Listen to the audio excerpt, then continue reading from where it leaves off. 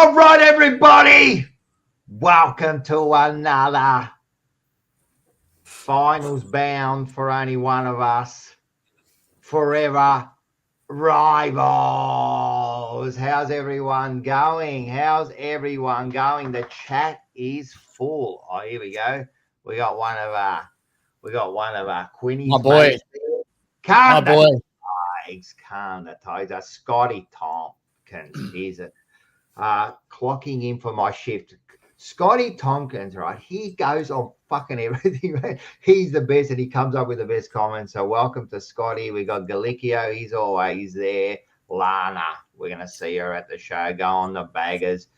We've got Jai. He's always there. Good evening, Lana, and that. And who else we got? Oh, of course, we got our favourite Greek. This is going to be lots of fun. Rocco's got plenty in store tonight and every week. Lone Wolf and $5. Thank you very much. You are a champion.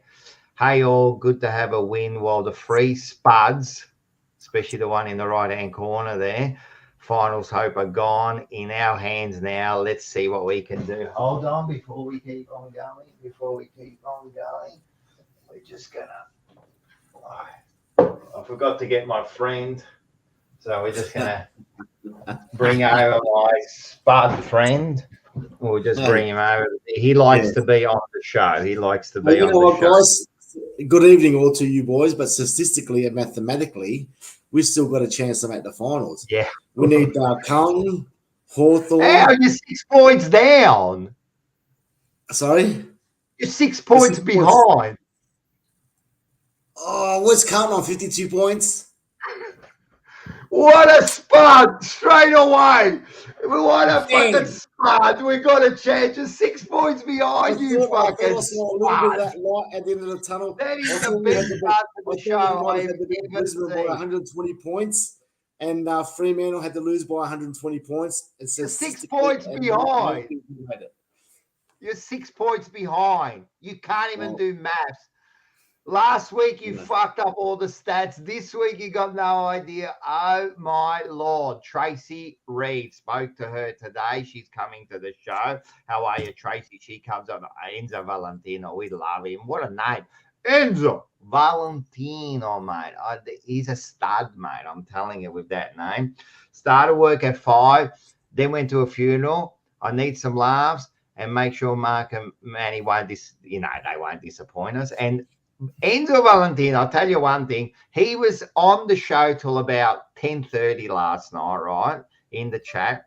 Went to work, and now he's back on again. Is that commitment or what? Is that commitment? Thanks, Enzo. Essendon wish they had that sort of commitment. Peter, bobblehead blueback, he's always there. Yeah, I'm definitely going to clip that bit. That was the funniest thing I've ever fucking seen. Matula gives you some advice. Pig's ass, you can make it. Not this year. Fuck, they're all out there. All right. Thanks, Matula. And we have got Paul. Paul, hi, guys. Love the show. Very sad. Paul, I can't believe he's a Collingwood supporter because he's the nicest person, and it doesn't make sense, mate. We will miss the finals, but fair enough. That's footy. That is correct. That is footy. All right, let's say hi to everyone. Quinny, Tiger Den, how you going, mate? You're just on top of the world. You got no expectations. You're at the bottom of the ladder. Probably not going to see nothing for years. You don't give a shit. Players are about to leave your club. You don't care. Coaches leave. Fucking administration leave. Soon they'll be dumping like loads of manure in front of your doorstep. Like you're just on top of the world, aren't you? Man, I'm flying at the moment. I'm telling you, we're about to complete the world's fastest rebuild. We're going to have a history-making draft with about 25 picks in the top 25. We're flying, mate. Don't worry about that. We're going to be rebuilding and back and ready to go in about a season and a half. I'll give you that. So I'm all right. You know what? Black Carousella, mate. Black Carousella's gone back to the Tigers. So you took him back. Next year, mate. Yeah, the old Blakey there, fantastic reserves coach for the Essendon Football Club. Well, the last time Carousella came to Richmond, we won a flag. So I don't know. It's meant to be. There's odds already out, and there is a bet out there now, right? That Richmond win a final before Essendon does. Oh, geez, if it's not Richmond, it's Collingwood. If it's not Collingwood, it's Gold Coast. I'm If it's just not saying, Gold I Coast, reckon it's Richmond. What do Hawthorn. you reckon? I reckon we'll go to Manny. How are you, Magpie Manny? What do you reckon? You reckon Richmond have got more chance of winning a final before Essendon does? Come on, look, Manny. Good evening to all our viewers. Good evening, Rocco, and the other two sad cases who are going to see finals football for a few years. But you hit the nail on the head there, Rocco. You know what? Let me just say that he needs to start using his fingers because he can't count shit. How did he get that one right?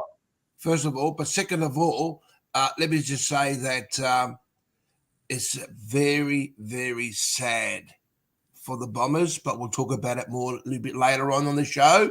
You're right. Richmond will play finals football before Essendon plays finals football again. Yeah. And before we go on to it, since his maths is really bad, I want to see if he can add this one up, right? So, days since Essendon last won the final, it's 7,286, right? So we've got to add 14 days because there's 2 more weeks for the finals to start. So that's 2,300. And then we're going to add another 365 for next year. So that's 7,665 days. Let's give him a round of applause. Well done. We're loving it. Lead the Bombers fuck up, down the drain. I got to rewrite the song, man. It's fucking fantastic. We got Cleve. Oh, mate, we love Cleve. He's all the way from Western Australia, so we love Cleves. He's loving it. He's clapping. He's doing it, and Manny's hair's growing like a machine, mate. And I actually had a haircut. I had a haircut. I wish my hair grew. Side and back. I had a skins done side and back, and I've left the top to grow a bit. I want to try and get the Quinn look, but Quinn seems to change it all the time. Did you get any tattoos done, Manny? Sorry. Did you get any tattoos done, Manny, as well? Look, you're starting to look a little bit like a Collingwood player there, mate. The mullet going on there, the side. Where's it? Oh, now we're starting to get the sleeves going, like most of the Collingwood feral players. I don't want to show too much. I don't want to expose too much. Let's just, slowly. Nothing against tattoos, but mate, 90% of the Collingwood players have all got the sleeves and the mullet, and you're starting to blend in now, Manny. And not only that, you forgot to mention one thing, 2 things actually. They play finals football and they win the flag. No, I forgot to mention 2 things. They've only got 2 teeth, but anyway. Essendon keep breaking records. Michelle, one of our regular favourites, mate. Michelle Williams, she's just clapping away. She's loving this. I think we are going to talk about this, Heppel. I think that's a talking point. Since he gave Quinny so much shit about Dusty, I reckon might be a question for you to ask him. All right, now the man of the moment, Marco. How are you, mate? I'm okay, guys. I'm okay. I'm pretty relaxed and pretty easy going. So, how you boys going? All right? We're going good, and we just want to say the reason we are even on here is because cordon, security, doors, and blinds. We protect the most important thing: your family and your home. We want the song. We want the song. We want the song. We want the song. I even sang it last night off the cuff, but let's do it again. 1, 2, 3. I want to hear a little bit by you guys. A bit of a. Let's go. Let's do it. Like I started off. Bit of a clapping by you guys. Come on, give it a clap. Bang, bang. Come on, be faster, be faster. Come on, Rocco. If you want your family to be safe, cordon, security, doors, and blinds is the place I've done supporter at Fourever rivals, and unfortunately out of the 8. But don't forget to ring 83394848, and don't forget to ring 83394848.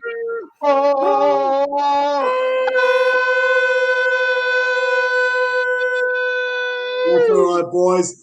You know what? It's not all over yet, guys, because you can still give us a call on 8339-4848, regardless of where you are in the position on the ladder.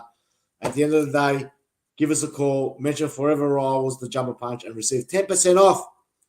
But it's a limited time only, guys. It's starting to get a little bit busy at the moment, so get in, get quick. Just call us. We'll give you a free measurement quote. Search us again on Facebook and like us and follow us.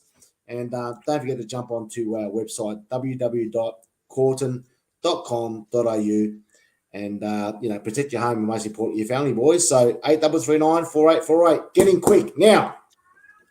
That is fantastic. And look, we have a bit of fun here. There's the banter, but seriously, do support your local business. He supports us. Support him. If you do need any sort of blinds or security doors or anything to do with those, and you can see it in there. I'll put it up again. They got blinds, they got zip tracks, plantation shutters, roller shutters, security doors. You do repairs, you do whatever you need to do, and you'll come and you'll look after them, and they can give you shit while they're there. Is that fair enough? Happy to have a chat with you guys as well. Talk a bit about footy and enjoy the company. So we have got now, I think we've got the comment of the night, and at least the phone number ends with an 8, Mark. Yeah, well, we're not there, mate. We're not the only 8 you're going to see. All right, this is going to be a fun night. We've also got, who else we got here? I did see some more people here. Carl's.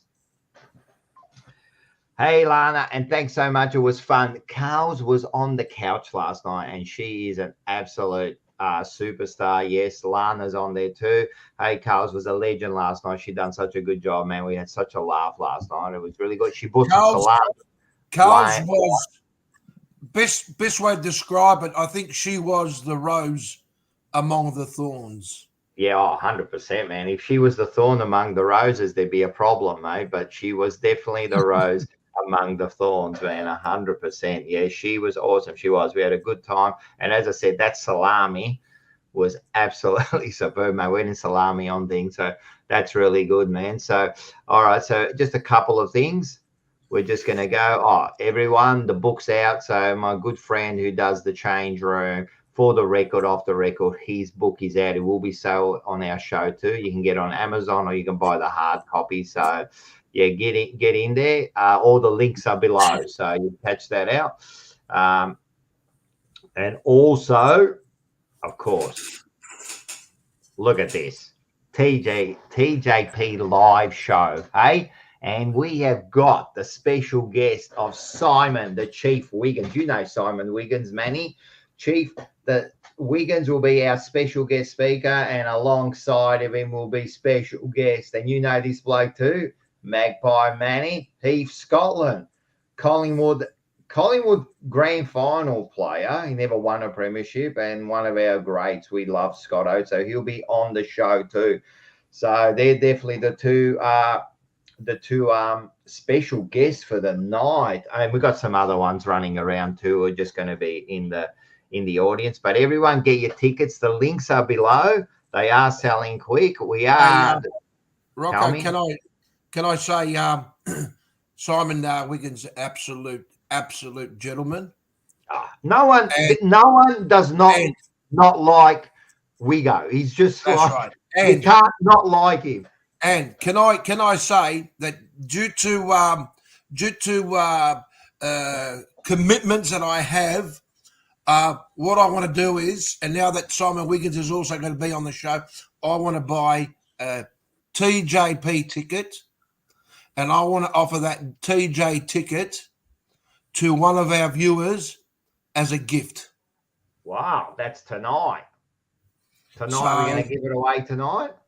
Well, we can give it away tonight. I'm happy to give it away to someone who can, throughout the next couple of hours, someone that might give us a comment that may be funny, or whether it's a comment that may be a little bit over the top, that might bring, some hard conversation. But, I think it'll be good for us to say, you know what, and take it from there. That's just my opinion, but I'd like to hear what you guys think. I agree. I reckon that's a good one. Mark, you wanted to do the same thing, didn't you? You were telling me before. Yeah, look, I'm happy to join you, Manny, with that. So, any viewers out there that want a TJP ticket, I'm happy to flip that coin and give you guys an opportunity to go and watch the show. So, if there's any comments out there that you guys don't want to bag me about, be careful, because if you do, you're not going to get that ticket. So, be nice. And you know what? Maybe move on. And Quinny's going to do it too. I'm going to make him do it. So Quinny's doing 1 too. So we're going to give away 3 tickets tonight. We're going to give away 3 tickets tonight. So what we're going to do, like, share, and subscribe, right? Which you should be doing anyway. All you got to put down is put a comment or say, I want to go to the show. And the 3 guys will pick during the show, they will pick a winner and say, right, you've got the winner. So if you want to come to the show and you haven't got your ticket yet, just put down like, share, subscribe, and then just say, I want to go to the show. I want to go to the show. And you will get a ticket. So just put it down and we'll get it. And then everyone else who misses out, make sure you get your tickets. They are selling fast. It's going to be a huge, huge night. It's in, 10 days' time. And we're setting up. It's going to be good. So let's hear the comments out there. You want to do it? We'll keep mentioning it through the night. So if you want to go to the show, let us know, mate. It's the show that keeps giving. It does keep giving, doesn't it? Yeah, and just one more thing before we do that and before we move on. Just remember, the show is brought to you by Blues Crypto. Make sure if you do, you get your ticket, you join the raffle, put TJP raffle in the Telegram for Blues Crypto, and you go into the draw for the night to win 300,000 tokens, man. I'm telling you, it's about $150 worth, just like that. Bang.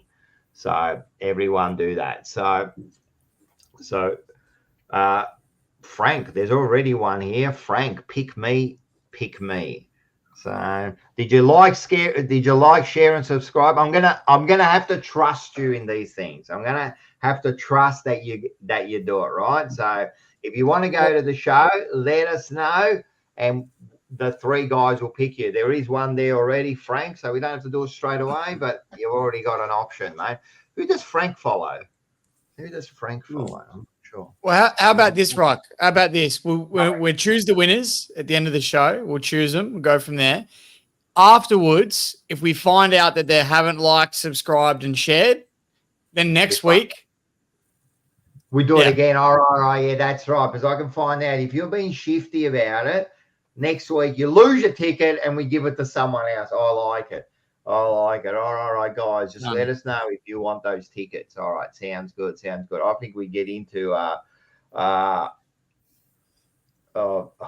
Manny's going to be, well, we have Cooter's going to be going for Melbourne bloody the mayor, isn't he? The mayor, mayor of sorry, the mayor, yeah. They reckon going to go for mayor, and they want you to go for the mayor of Smith Street, Manny, or maybe Northcote. Yeah, look, there's a possibility. Not right now, perhaps in my later twilight years, if you want to call it that. For the time being, I'm just fully committed to the Fourever Rivals and other shows that I'm currently working on. So it'll take a little bit of time. Is it the Beavis and Butthead show, Manny, or no? It's a show that actually is broadcasted overseas in Greece. There, Marco, for your information. But it's not. It's been recorded at the moment. It hasn't been released, so I have to keep it hush hush at the moment. There you go. There's another one. Oz, he's done it. So Oz, did you want a ticket? I'm writing these names down, and we're going to decide. And we want a bit of interaction in there. I want a bit of a comedy genius. I want to see that. So we got a few there already. Just like Essendon losing out at the end. I just like the squares. And I did see the interview. And they let him touch his hair. Like that's fake. I did see the interview that could have had on 3AW. Yes, I heard the interview, and he's pretty keen on wanting to change the city of Melbourne, make it more welcoming for families. And he's touched on it just briefly about how he, as a young lad, used to go to the clubs and felt safe. And nowadays, it's not as safe as what it should be. And I agree with him. And I work in the city of Melbourne. It has its moments. You know the thing, and Oz, he wants a ticket, so he's in the running for a ticket. So you still got to decide. So far, we got Robert, Galicchio, Frank, and Oz who have asked for a ticket. So we haven't decided yet. It's not up to me. It's up to you three guys. Whoever, like maybe if you can give a good punch to one of the other rivals, and we all laugh about it, maybe that'll be the winning comment that we get. So. Come on, guys, keep subscribing and keep liking. That's commitment. That's commitment by RG. That's commitment. He did. He actually did see you he come and watch you play footy, didn't he? He did. I walked off the ground and I heard Quiddy, and I was like, "Who the fuck is this?" I turned around. I'm like, "Oh, it was Rob." He came to watch me play. So yeah, no, he's definitely put himself in the right spot to get a ticket. Oh, look, one of our favourites, Lana Owens, and I know she's liked, subscribed, and shared. She wants a ticket too, boys. So you got to make a choice here, but we don't have to do it. You can do it whenever you want. It's up to you. But I'm liking. Michelle's a star. She's like, share, subscribe, but she doesn't want one. So, but that's all right. That's the main thing. All right. That's quickly about this mayor and that, right? I heard that interview, and I love Kudo, one of the great football players of all time. And I still say, when he played his best, right, in the 2000, 99, 2000, I don't care what anyone says, could have been one of the best players to ever play the game. And you can argue with me, but I'm telling you now, not many players can play every single position and win it. He could play centre, ruck. He actually played in defence for a year and was in the Carlton team. And in the forward line, he won many games. I'm telling you, not many play. You can talk about Abler. Could Abler play defence? No. Could Abler be a ruck? No. Lee Matthews, could he be a ruck? I'm telling you, at his best, he was fucking good, mate. Unfortunately, got cut short. And by one of your dog players, fucking that Johnson from Essendon did his knee, the prick. I remember I was there too, mate. They ran into each other, mate. It was that game in the year 2000. The year 2000, man. Yeah. Don't forget, Rocco. That was alien, man. He had the best. He had the best shoulders.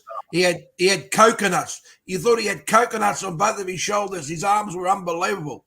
He was the prototype to what the footy player is now, mate. You know, like he was the one who started it all, man. Muscles. And he was the first one too who went against the bloody sponsorship and got his first boot sponsorship by Adidas, because we were Nike, I think. And he got the Adidas and he went to court to say, no, I'm keeping the bloody sponsorship, and he won, and that led the way for then individuals having their own sponsorships. Mate, he was a freak. He was such a good player, but is he going to be a good man? I don't know, mate. Just because you can play football, it doesn't mean you can man. Now, I heard that interview, and I love him, and I actually know Kudo, right? I know him. He can play footy. But when he answered that question, if I was there and he goes, I want to make a better, my question would have been, but how? Like, it's easy to say, let's make it safe, but how? Like, how are you going to make it safe? Like, I can say that. Oh, I'm going to do this. Oh, I'm going to do that. But how? You'll get the Greek mafia. You'll get the Greek mafia. You know what? I reckon, he probably does need the mafia. I reckon he'll be close to win it. Don't get me wrong, because he's popular. But, I hope I know the mayor's maybe a bit of a bullshit job, but you know what? I hope these people take it serious, because there are people who get affected by these positions, so we'll see how we go. But you know what? I might vote for him. You probably would. That's the thing. 100,000 Carlton members out there probably will vote for him. So he's already put himself in the right spot. But I tell you, he wants to make the city safer. He wants to make Melbourne a safer place, right? He's already, you asked how, Rock, he's already in talks on how to do this. He's ahead of the curve. He's not waiting until he gets elected. He wants to get ahead of it. and don't quote me on this, but what I've heard is that he's going to be surrounding the suburb or the city of Melbourne with cordon security doors, and it's the best way to keep it safe. And he's done it. He's got a partnership with Mark. He's got a partnership going with Mark, and it's going to happen. So if he gets elected, just you wait. Yeah, for sure, mate. Bring it on, bring it on. Mate, and just quickly, there's no such thing, Manny, as a Greek mafia, mate. There's no Greek mafias, mate. It's an Italian mafia. That's true. And the Greek, I think they got a mafia. Mentalangolo mafia. Mentalangolo mafia. There's no Greek mafias in Greek, mate. Well, you know when he does the security doors and blinds, is that how he's going to keep the homeless people out of the city? I'm only joking. Is that what he's going to do? No, I'm only joking. Hey, Oz, he's already checked. Come give me a call, Peter, mate. Give me a call, mate. I'll look after you, mate. No promise at all, mate. We'll protect anybody that's out there, mate. I'm telling you right now. Especially with the Greek mafia, we'll protect them as well. You three, Oz has already shared the video also, so it's up to you, but he looks like he's in the running there. He's looking good there, so I like that. All right, let's talk some serious business here. Huh? Let's talk some serious business.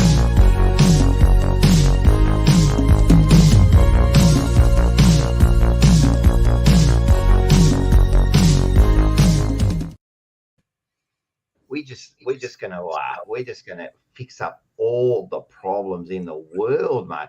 We're just gonna fix up all the problems in the world. We can't, unfortunately, fix up Essendon, but we can try to fix up the rest of the competition. But I don't think we can quite fix up Essendon.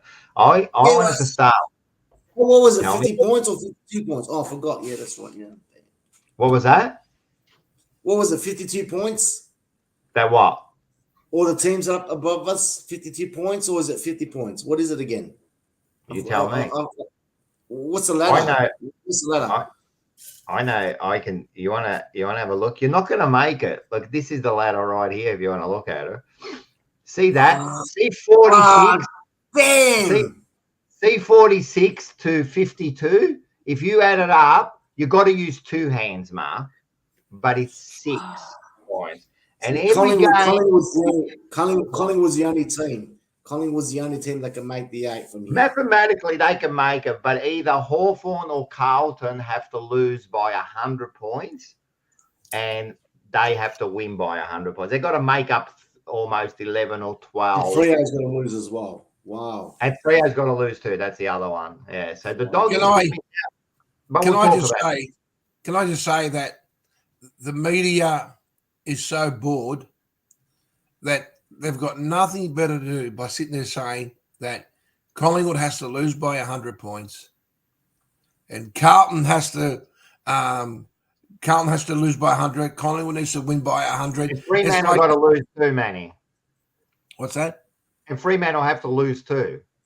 Yeah, but look, mathematically, I couldn't see it happening, and I think it's silly. Why would you want to sit there and just let it be? It is what it is. I mean, for me, I'm proud of the boys. We'll talk about that later. I'm sure we're going to talk about that later. But Matula reckons Quinny's comment about the cordons, security doors around Melbourne is the winner, man. That is a fucking good comment, man. That is a bloody good comment. I like it. There you go. I choose myself. How far? What's Paul asking me? Oh, he's the Collingwood. How far do you think the Blues can go in the finals? As I think you will be there. I think we'll be there too. How far? That's an under the pump question. That one there. Oh, is it all right? Cool. So we'll save it. Was that going to be yours? Yeah. No, it's not mine. But that's an under the pump question. That one there. Yeah, that is under the pump, and it just quietly like 6, 7, 8 weeks ago, Manny was giving me the shits about, Colin's going to be in the fuck. And I kept saying to him, I'm not worried. The only thing I'm worried about is next week. Trust me. That's all. And trust me, I'm only worried about St Kilda, mate. You've got to beat St Kilda or else we're not in the final. It's full stop. Well, so I don't want to be thinking. But once we get there, then maybe you can start dreaming. Yeah. Just remember the Dogs in 2016. Can I just first of all say that this is one thing when you decide to put yourself out in the world like we are every Wednesday, you've got to be careful what you do And we're talking about some person that was sitting there and he was going, Carlton's out of the 8th, Carlton's out of the 8th, Carlton's out of the 8th. Well, you know what? Let me tell you. Well, Colin was out of the 8th, and you must feel like a fucking idiot when you say something like that. Wow, so you got to be careful. You got to be careful. It's simple as that. You got to be careful what you say. They did jump. They did jump early, those guys, and that the host that hosts that show, he didn't say it, but he chose to put it on, so he's implicated in all this. And if you want to jump that early and be that much of a smartass, well, it just bites you back. But we'll get into that too, because yous are all shit anyway. But I want to talk about something. And this was interesting, like, so let's just bring this one up. And it was about this Melbourne player, early trade request, pioneer moments for player movement. And what this is about is doing a trade, or I think it's agreeing to a trade before the season's even over. We know the NRL do it, don't they? They already do it. They do it overseas in the basketball. They're already bloody trading at the start of the season, and they have to play the whole season. Guys, can we do this? Is the AFL able to do this? And will the clubs be able to say, your player already being traded to another club, right? And that they're going to another club, but they've got to play out the year. Are they professional enough to get through their year and give 100%? Will the supporters be in favour of it? There's so many implications. This one thing. Could we do it? No. I don't know if our game's ready for it. Yeah, I personally, from my standpoint, if I don't mind it, I don't hate it. Like, it wouldn't bother me personally, but as a game, as a whole, as a fan base, there's certain players out there I certainly wouldn't trust. I just don't know if we're ready for it as a game, as a whole. Well, can I say this?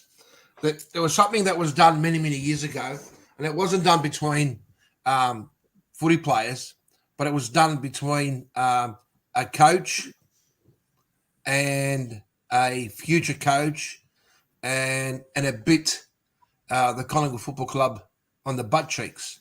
And I'm talking, of course, when the great Malthouse, he fought so hard to get this wonderful team into the grand final, and then, of course, getting told that once the grand final was over, it's a good night on rent, because we're going to bring in someone that we a legend of the game and a legend of the sport. And of course, you can't tell me that Malthouse wasn't thinking about the fact that, I can either win this premiership and stick it up them, or I could change my tactics and just as a point of revenge. So I know it's a little bit off from the footy players, but I don't think it's going to happen. I think players should be committed to the club, and then once it's over, see you later. But with coaches, they've done that not only that time. I mean, that time was a bit because he didn't want to go. But there's been other ones. I think Paul Roos did it with Melbourne. There's been a few. I think Carlton did it, Parkins, and there was one of the coaches there. He did it. It was like a handover for the year, So that's a coach. But as far as players go, I don't know if you could do it, man. I'll just think about your best player of each club. I don't know, Mark, if you've got any good players, but the rest of us, pick a good player and then think to yourself, all right, he's leaving at the end of the year, right? He's already made a commitment with another club, right? But he's going to play out. I don't know. How would you feel about that, Mark? Oh, look, yeah, spot on, Rock.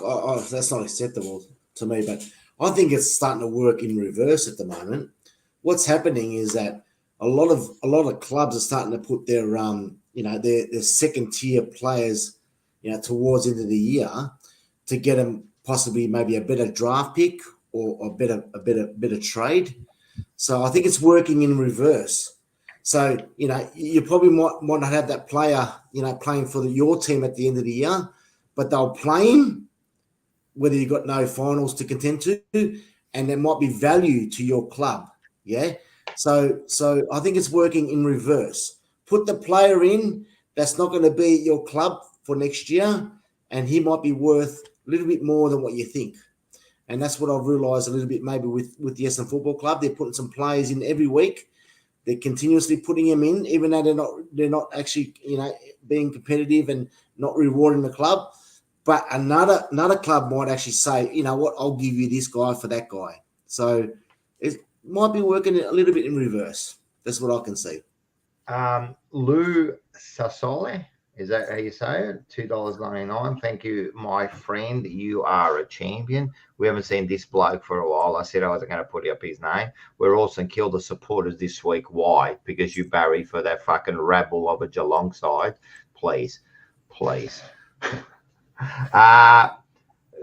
package. Imagine the package. He's not even a parcel at the moment, let alone a fucking package after the way he let your club down. But I think it's different. I think what we're talking about, Mark, is this. They've made a deal. They've made the deal, and everybody knows that they're going. Like the NRL do it, and in basketball they do it. They already know that he's going to another bloody club, but he continues playing for that team, mate. Would you be happy with that? No, I just said that, mate. I'm not going to be happy with that, and it's not going to work. It's never going to happen. Not at the moment with the AFL. No, I don't. My theory was it's working in reverse. They're putting in players to play, so therefore the other teams will offer more of a trade for today's players. I understand. They give them more value by playing them. I understand that because it's give and take. But that's different. That's not like they don't know what's going to happen. But I'm talking about actually making a commitment to another club. No, it's not going to work. It shouldn't work. It's not going to work. I don't reckon it'll work. That's a simple answer, Rocco. I tried to refer a little bit more towards, the opposite side of things where, obviously, some players can be, rewarded a little bit more to the club in some ways. And they use that now these days. They're doing it. They're doing it right now. They're going to put players in right now, Richmond players. They're not so good, and they'll probably get maybe a bit more than what they're worth. Because you get some value of it, but yeah. So it's Sarsole. So it's Italian, definitely Sarsole. Manny, would you be happy Dacos going to come to Carlton in 2025, but he's going to play what are we now, 2024? He's going to come over in 2026, but he's going to continue playing at your club for the next year. I think you'll turn against him. If he starts playing shit, right, you will turn against him. Big word. If now, let's not talk about our Brownlow medalists like that. I think it doesn't make sense. You've actually got to be a leader to win a Brownlow. Yeah. But anyway, we'll talk about that later too. But I just think a player that's probably worth something at your club, as everyone else, no one would want Darcy Moore, right? But I'm just saying that's why I picked him, right? Would you be happy? And if he starts to play bad, I guarantee your team will turn against him. They will say, don't play him. Why are we playing him? Why are we doing this? Let's play the kids. It'll be a disaster.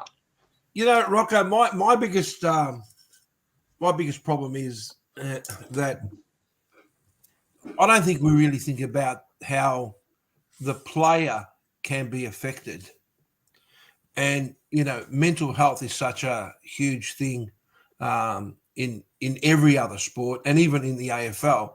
But just in general, mental health has become such a huge thing that, as you said, can you imagine now? Yeah, okay, he's coming to Carlton, but he's not playing that well. And then all of a sudden, his own teammates turn on him because that's what happens. That's what happens first and foremost is your own players, teammates will turn on you. Then you get the supporters that are going to turn on you, and then before you know it, you've got a player that's moving from one club to another who's mentally has been affected, and the media these days love this. They love having a field day on this, And a prime example has been the way Petrarca has been treated over the last 10 days. Mate, let me say something to the media. Wait a sec. We're going to talk about that later, Manny. How'd you get onto that now? We were going to talk about that later. But before you do that, they got me, and you didn't even realize it. So the name, they got me. But lucky I said it wrong. If you say it properly, you can see how they got me. Very good. You're very, very, very, very clever in the chat, and they got me again. Can you read that? That's it. Good. You're lucky you did pronounce it wrong. I pronounced it wrong. So in a way you got me, but you didn't get me. And lucky I can't pronounce names, and you know that if you watch my show, right? So you got me. That was fucking hell, man. I'm starting to get in the shit. You know what I'm going to start doing? I should have realized, because there was no message to it. Very good. Who is this person? It's got to be George's brother, mate. You're a little shifty bastard. All right. What about this one here? Now I'm too scared to put up stuff. We beat St Kilda this weekend. I will be at Marvel Stadium on Sunday. Go the Blues. Oz, he's one of the ones who won a ticket, so everyone get ready. And thanks for the $5, Oz. You're a star. You're a star. Can I just say that I'm happy to give Oz the ticket. Oh, we're done. Oz. Oz has got the ticket. We got him. Oz. Well done. Well done, Oz. He's done a lot of work, man. He's donated. You pursued, you dodged, you weaved, and you what? Well done, mate. Well done. I like it. All right, Oz, man. We'll get what we're gonna do is we'll talk to you, but we'll have your ticket. We'll have your ticket at the door. So you come, your name will be at the door, and you'll be able to get it. So well done. We got two more. Mark and Quinny. You got the other two. I'm a little bit shattered here that they got me the bloody priest. Don't worry about that one, Rocco, because they'll try and get you again, but you picked up on it. But when Oz comes to the show at the door, he has to say, I'm here to pick up my ticket, a gift from VIP Manny. All right. He's got to say VIP Manny. So I might actually put that at the door, VIP Manny. Dylan, my son is on. Manny, Quinn, and Mark should go on holidays this September. They don't have nothing to do. That's pretty. You think your boys are not got a vacation this month, mate? What's going on? You're so cocky, mate. Well, yeah, why wouldn't you be? You were cocky. You were cocky at the start of the show, and you had no chance. Right now, that was a comment. That was made, saying that us boys are going to go, to Bali or whatever, or Fiji to September. Well, what are you doing? You book tickets yet, Rocco? Yeah. What's going on? Where are you going? Yeah, you're not booking nothing yet. You're confident that you're going to be there. I'm just asking a question. Just like I was confident against West Coast, and you picked against us, right? I'm confident this week. West Coast. Hold on. I just put my head down. Who was it? West Coast? Oh, okay. Yeah, West Coast. Yeah, but you know what's funny about that? You might get smart, you spud, right? But I'm not being smart. Yes, you are. You're being smart. Guess what, spud? You picked West Coast. So you believe that they would win. Now, you know what's the funny, and I said this last night, because losers like you, right? What you did was last week, because you're a loser, right? What you did last week was, wait a sec, what you did last week was you went against Carlton, you said 100% that West Coast are going to win, because it was, if you want, I'll replay it, that because it's over there and our injuries, they're going to win. So you rated them. You rated them, right? This week, your narrative is, it's West Coast. Like, get it right, you fucking banana. Anyway, we'll talk about it later. We'll talk about you spuds later. You know what you've just done? You've got me going, and you've just done it. Mark, the word of the day is pistified. When you're pissed off and mystified at their stupidity at the same time. Pistified. You just pistified everybody. All right, let's get back to it, because look, we're going to talk about a few other things, but I can just see the banter is going to be huge in about 15 minutes. Yes, and Matula knows me she knows me way too well. And as Rocco says, jam that up your ass, right? So we were back to it. I don't think it'll work. I don't think no one will work. I could not see it happening that you're going to announce that you're going to another club, even with 5, 6. I tell you, once it happened, once it did happen to Carlton, and it was with Henderson. There was 2 games to go or something, and he said he's going to Geelong, right? And we didn't play him for the last 2 games. Fuck him, right? And guess what, Geelong? Guess what, Henderson? You never got nothing. You never got nothing. You never received anything. You should have stayed. And I say to people like Henderson that said that he wanted to play in finals and he didn't think Carlton was going anywhere, I want to say to a bloke like that, why didn't you look at yourself? And maybe the reason we weren't playing so good was because of people like you. Maybe if you'd put your heart into it, we would have been a lot better. So that's why I don't think it'll work, man. But also, you know what, Rocco, just on that, you'll find that players, I don't know, maybe it's my imagination. Of course, Quinn, you were probably a bit too young to back then, but 20 years ago, players, 25 years ago, players, they played for the jumper. It was just the commitment was there. They played for the jumper.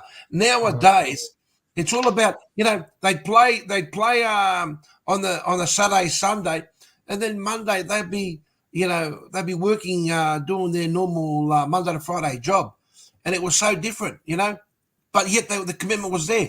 These days, it's all about the dollars. It's definitely a little bit different, but it's different. But yeah, as I said, Mark and Manny did pick West Coast, and Mark was getting real smart about it, and now he wants to say that. But we'll talk about that. But you were about to say something, Quinny. Yeah, so obviously this situation I'm about to bring up is a little bit different to a player announcing that he's going to leave, but one that really sticks in my mind, and Rocco, you and a lot of people in the comments remember this one quite vividly. A few years back, Bryce Gibbs told the club he wanted to leave and go to Adelaide. It didn't happen, and he got stuck at the club for 1 more year.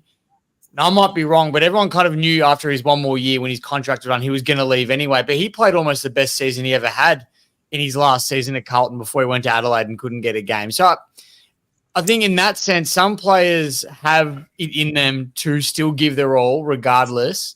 But again, like you said, I just don't think the vast majority of them are going to be able to do it. And I don't think the fans, like I said earlier, I don't think the fans are ready to accept it either. But I was just giving an example of times that it can kind of work. Yeah. Look, I don't know if I don't like it. It's a different world now. Yes, he did. I did remember that he did take a courageous mark in the 2013 elimination final. He did too, and it was a great mark, and that's why. What was that game? Elimination final. It was at Richmond. It was the Richmond. It was in the back line.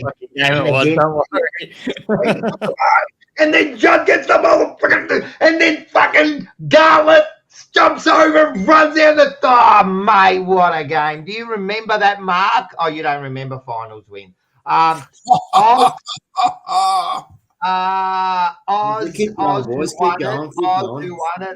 who won it. Thank you very much. He first of all says thank you. He also says, is dinner included? Yes, it is. There is a 6-course meal.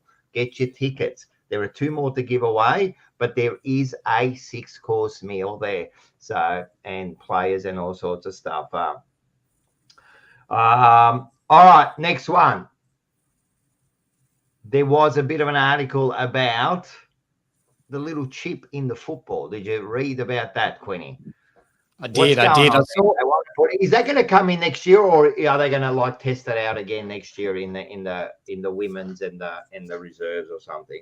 Yeah. So I don't know if they're bringing it in this upcoming women's season. I'm not 100% on that, but the idea behind it is I want to put a chip inside the footy to try and help determine I guess, boundary line decisions, goal decisions, whether it was touched, because the chip will be able to sense it. And I think in theory, it sounds like it could be a great addition to the game. It sounds like it could contribute and help things progress. But I think when you look at something as simple as having a goal line camera that, doesn't look like a blind person's view, if we can't even get that right, I can't imagine how they're going to get a microchip in the football correct. I think the idea of it's great, but the way the AFL has been in the past with technology and the way they've tried to progress, I just can't see a way in which they get it right without everybody just absolutely teeing off on them week in, week out when a decision doesn't go their way.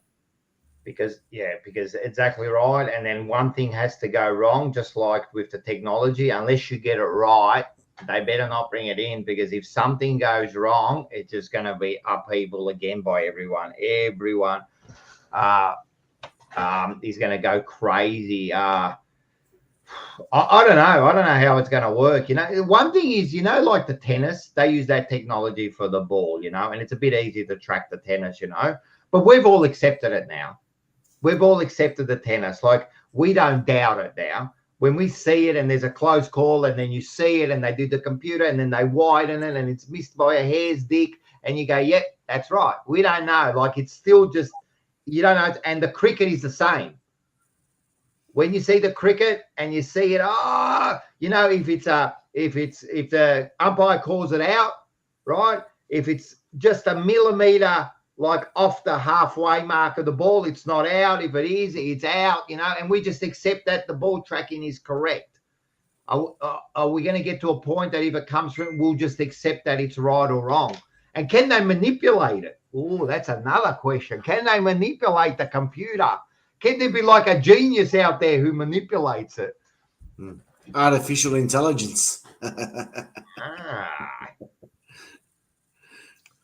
I just think they need to find a way to be able to have little tiny cameras attached to the goalposts, and that will give you a more accurate, from top to bottom, and that'll give you an accurate understanding, because that's where you need the cameras. It's when those decisions have to be made. Everything else is, and they need to have cameras also in the goalposts, because you've had, like over the weekend, there was a situation where, did he mark the ball? Had he had full control of the ball? And you can't really see, because part of the post is there, and the hands in, behind. So I don't think it's that hard. And I mean, and you're talking about, 50, but what's it going to be for? Is it going to be for boundary too? I think the idea is that it will, but I'm not sure how that works. So I don't know the intricacies of it, but I think it's supposed to be for the boundary line as well to get those close decisions. But I don't know. I think they're going to test it out with the VFL potentially as well as the W. Yeah. But I wouldn't. What I wouldn't mind them doing is, right, if they're going to bring the chip in, they're going to test it. I wouldn't mind them testing it and just say they do it with the women's. They've got the chip in the footy. But for the first season that they do it, they don't actually adjudicate the rules with the chip. They just see how it would work, sort of thing. So they're testing it in a way without actually, because you don't want to, I think anyway, if you bring it in as a test in the women's comp, then you're undermining the women's comp and saying that it's not as important, right? And obviously everyone's got their opinions, but AFLW is the equivalent of AFL but for women, right? So if you're just going to bring in a microchip and say, oh, let's test it and see how it goes here so we can get it right for the men, then you're undermining the competition. So I think if you're going to bring it in, but let's not adjudicate the rules with the chip for the first season. Let's use it as a test, see how it goes, and then moving forward, you can start adjudicating with it if we can get it right. That's where I'm sort of sitting on it at the moment. I reckon it'll eventually come in. Wait a sec, Ash, Arosh. Well, is it Arosh? Am I saying this right? Arosh. Yeah, Arosh Kafil. All right. He says we need Snicko. They have got the Snicko. We have got the Snicko against the post. You'll see it when they're trying to adjudicate if it's touched the post. They've got the Snicko up on the screen, so we have got a Snicko going. I just think, to me, the only thing we need is better cameras. It's not bloody hard. Just get better cameras, and we're done. Just get better cameras. You can put cameras on the F1 racing where they can get a car doing 300 kilometers an hour, whatever speed they do, and they can freeze it and it's clear as all F, right? We can't get a bloody camera. Come on, man. Yeah. Maybe they haven't got the money. Come on, mate. We worked it out on the Jumper Punch. For $500,000, we could get it done, mate. I'm telling you, man. I go down to Japan. I'll pick up some cameras. I'll install them. And then you get a couple of mobile ones when you go to Ballarat and that, you can set them up. And just, you trying to tell me it's going to cost more than $1 million? It's $1.5 billion they earn. You trying to say that it would cost more than $1 million? Well, All right, you got so many grounds now, Rocco. You got more than just one ground at the MCG. You got 15 grounds. I'm just saying for all the grounds. You're trying to say that it'll cost more than $2 million to do every single ground. Yeah. It will. They need to do it. They need to. They need to invest. I don't think it's going to be that much. Yeah, cameras is the way to go. There's no the microchip on the football is just ridiculous, man. It's just like, I can't see that working. Good that they're trying it out, but microchip on the football, mate, get rid of it, mate. Just get more cameras, like you're saying, Rocco, mate. Get more cameras, spend more money. Mate, these days, cameras, mate, they can detect anything that's going on these days, mate. We use the cameras from fucking 7-Eleven fucking security cameras. And the thing is, when they review like a goal review, they've got like 4 or 5 sections, like review this side, review that side. One camera, they'll know straight away. There would have to be a couple of different cameras. I do understand. FozJam, I'm scared to say names now, but FozJam, I have seen him. He says, if the goal, if the ball hits the post and goes in the goal, just like soccer, should it be? I don't like that. It's 150 years. It hasn't been like that. It would fix the problem. You know what that means? So it just hits, as long as it goes in, it doesn't matter if it hits the post, That would we really like that? I don't know. Not for me. Nah. I agree that it would make things a lot easier. I don't want to see it personally, but I think from memory, FozJam said they didn't want to see it either. But they're not wrong. It would eliminate it because all of a sudden you don't have to worry about it. But yeah, I don't want it either. I think it would take away from the game. Look, Carl's is just going to go straight to the point. She reckons she's just put microchips up the umpire's ass more than anything. Like I could see how that would work. Let's see. Everyone hit the like button and also hit the like button. And we have got 2 more tickets to give. If you want a ticket, let us know.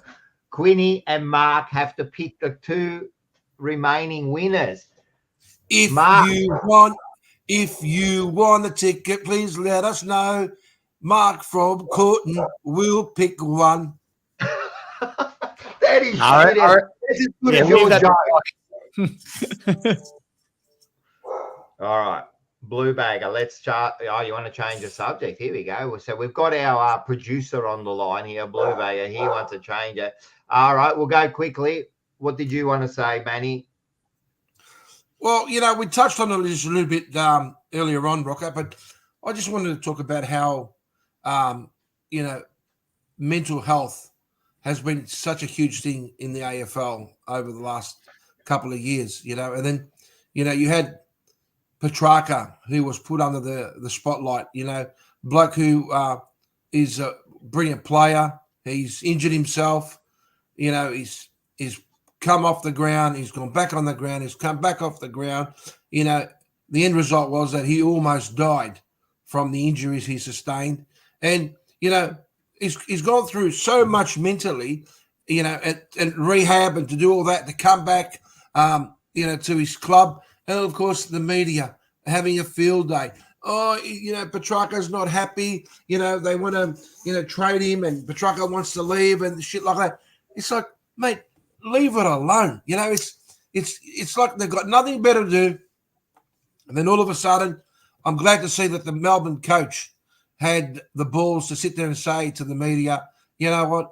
You all need to shut the fuck up. He's got a 5-year contract with us. He's staying with us. And if he doesn't want to play for us, who cares? He'll be sitting on the fucking bench. Simple as that. Game over. So I got a big issue with the media. they're really getting bored with themselves. Maybe there's not much happening at the moment that they can sit there and they can talk about, but they just got to let it go. They just got to let it go. Well, Scotty reckons he didn't injure himself. It was Darcy Moore, the dog, who keeps putting his knees into players that cause that injury. So I think he's a little bit part of it. But in saying that, Manny, that is very true. We love Scotty's comments. He's always right on the ball. Aren't you part of the media now? Yeah, but I'm very, very I'm very careful with what I say, Rocco. The problem is that we're all part of it now. Like, you've all got a voice, you've all got something to say, all right, so we don't get picked up by everyone. Some of these reporters do get picked up and they do say things, but do you really think reporters don't give a shit?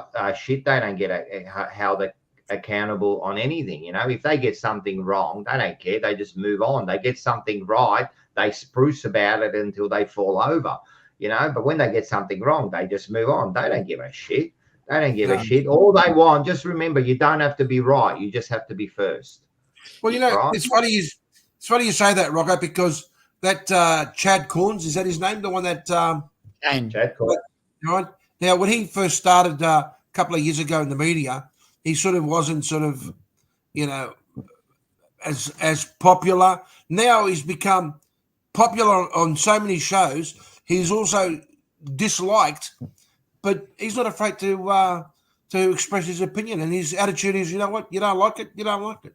I don't mind Chad Corns. I actually like it. He says it as it is, and if you don't like it, like you said, bad luck. Yeah. Don't listen to me. I don't care. If I'm right, I'm right. If I'm wrong, I'm wrong. And that's the way, first of all, you should be. Just say your point. But when you get it wrong, be man enough to say, you know what, I got it wrong this time.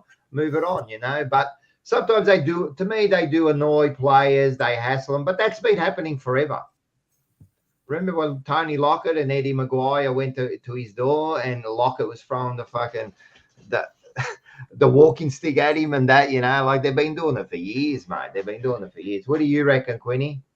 Well, yeah, I agree with Manny on that one. I think my biggest issue with it is, right, and we've spoken about this multiple times on the show before as well.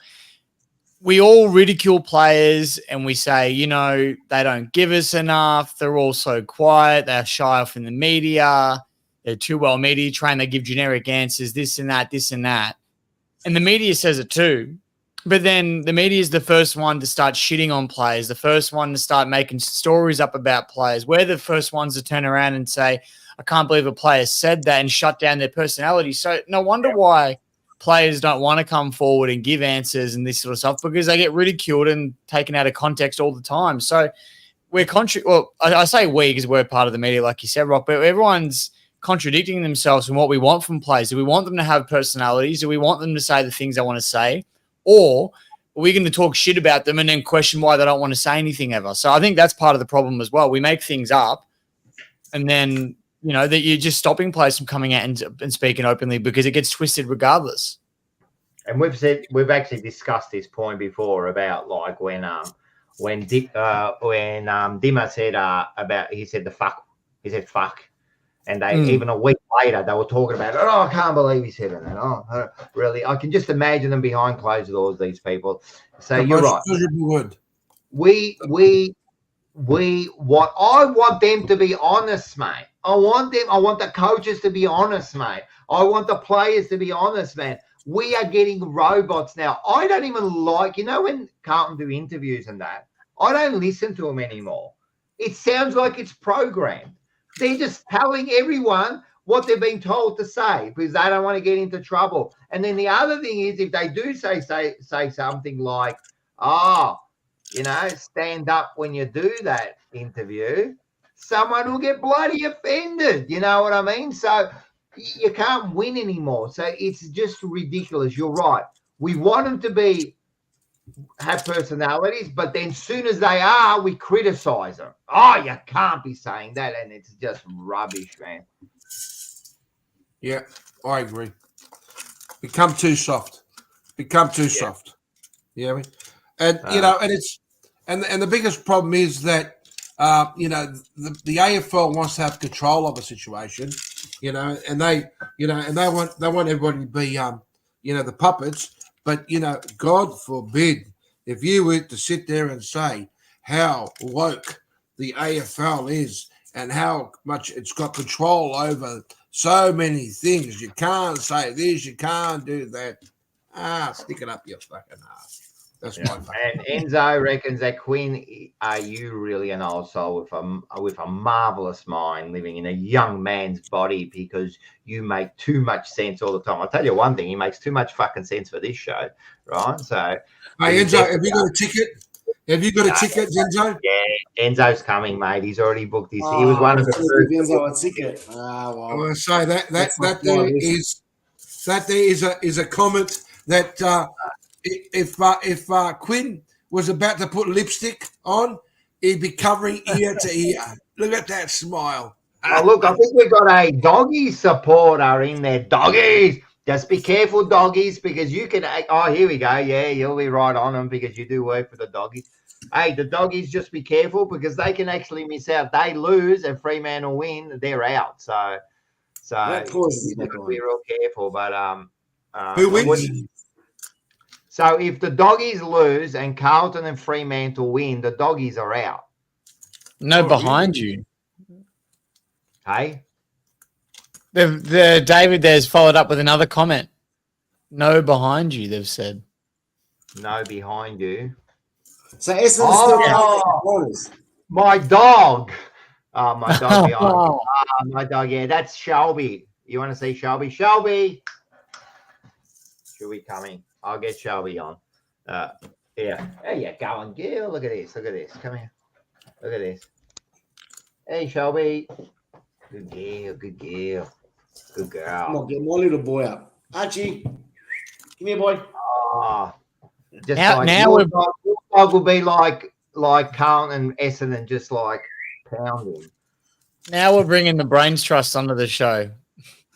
Yeah, that's it. That's it. Well, that's who gets the rights to all my material, Shelby. Hey, Mark, did you hear what you just said? You wanted to get your dog to come up, but your dog's realised I don't want to be fucking embarrassed. We've done nothing all year. Well, I could bring the cat up as well if you want. Angel, come on. Angel. All right.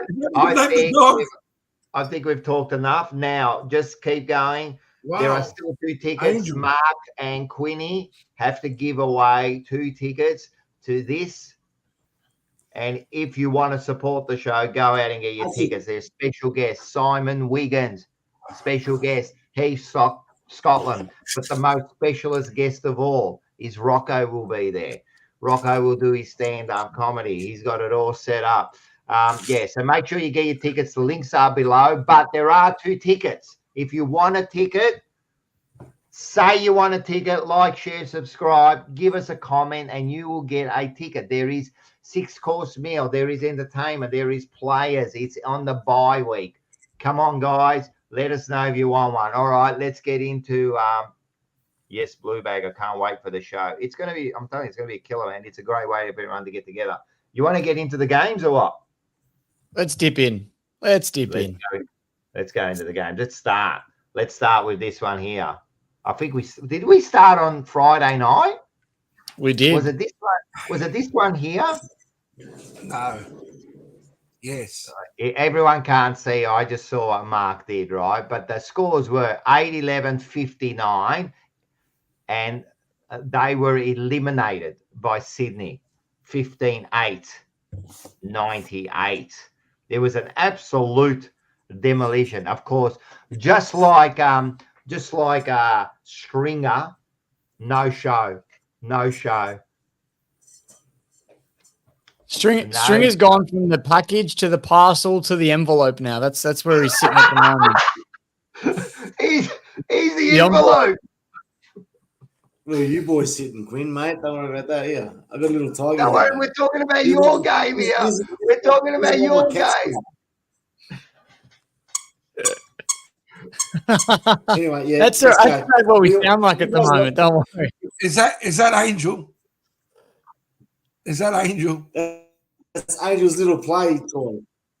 Okay. I'll get Angel out in a minute, don't you? All right, guys. In the chat, just watch your language. I will get rid of you. I'll keep you on there. Well, let's just watch your language. All right, go Spudville. Tell us about how you just wrecked your season again. Yeah, I'll answer that question there, Spud. The Carlton Spuds there, but I was at the game on the Friday night,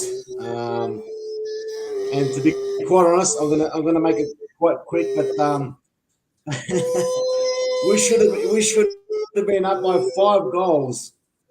You 5 should goals have. at quarter time, mate. And it all just comes down to, again, kicking efficiency, kicking inside the forward efficiency. We should have been up by 5 goals. But anyway, it is what it is. I'm going to mention a couple of little things. I tend to keep on complaining about reasons why Essendon keep on losing, and it's either the weather, it's the selections, it's the coaches, it's the board. But I think I put the nail on its head. I think what it is, it's leaders. It's all about leaders. That's the key. And I'm going to give you a couple of examples on this game. Second quarter, towards the end of the second quarter, Kyle Lingford takes a mark, 50 metres out. We're up by 10 points. Decides to kick it in short to find a better option in the forward line. Turns the ball over. Leader should have had a shot. Third quarter, Luke Parker takes the mark. Exactly in the same position. I was there. Has a shot. Bang. There's your leader. Kicks him in. Puts him in front. Third quarter. 30 seconds to go. Jakey Stringer takes a mark. 30 metres out. 3/4 siren goes. Lining him up. Misses. Who's that? There's your leader. Who, There's the your package? leader. The package? The package. I There's just your found leader. out. Hang on. Is that true? Is that official? The package is now known as the wreckage. That's my theory on the game, okay? Leaders. He should have kicked that goal. And to be honest, in the last quarter, we were down by 16 points. But if he kicked that goal, we would have been down by 10 points. And that could always change the momentum of the game, especially going into 3/4 time. Most of the players that I could see being at the ground had their heads down. To me, the game was all over. So I think what we need to do at this stage, we need some leaders and we need some strong leaders. Our leaders at the moment are not performing. Probably the only leader that we've got at the moment is Zach Merritt, to be honest. But the other experienced players in our side, such as Laverde, McKay, McGrath, Stringer, Langford, Peter Wright. There's so many players, Gresham, that they've got the experience now. They've got the experience. They've been here long enough. We haven't got those leaders. Young players. I reckon the AFL is probably sitting in a big room. I don't know how they'd be set up. There'd be a long board room there. They'd be ordering schnitz from Northlands there, and they'd be sitting there, and they'd be munching on those schnuggets, and they'd be saying, how the fuck do we get that wrong? We almost spoon-fed Essendon Football Club. We made them play all the bottom sides. We made them. We gave them the easiest fixture for the year.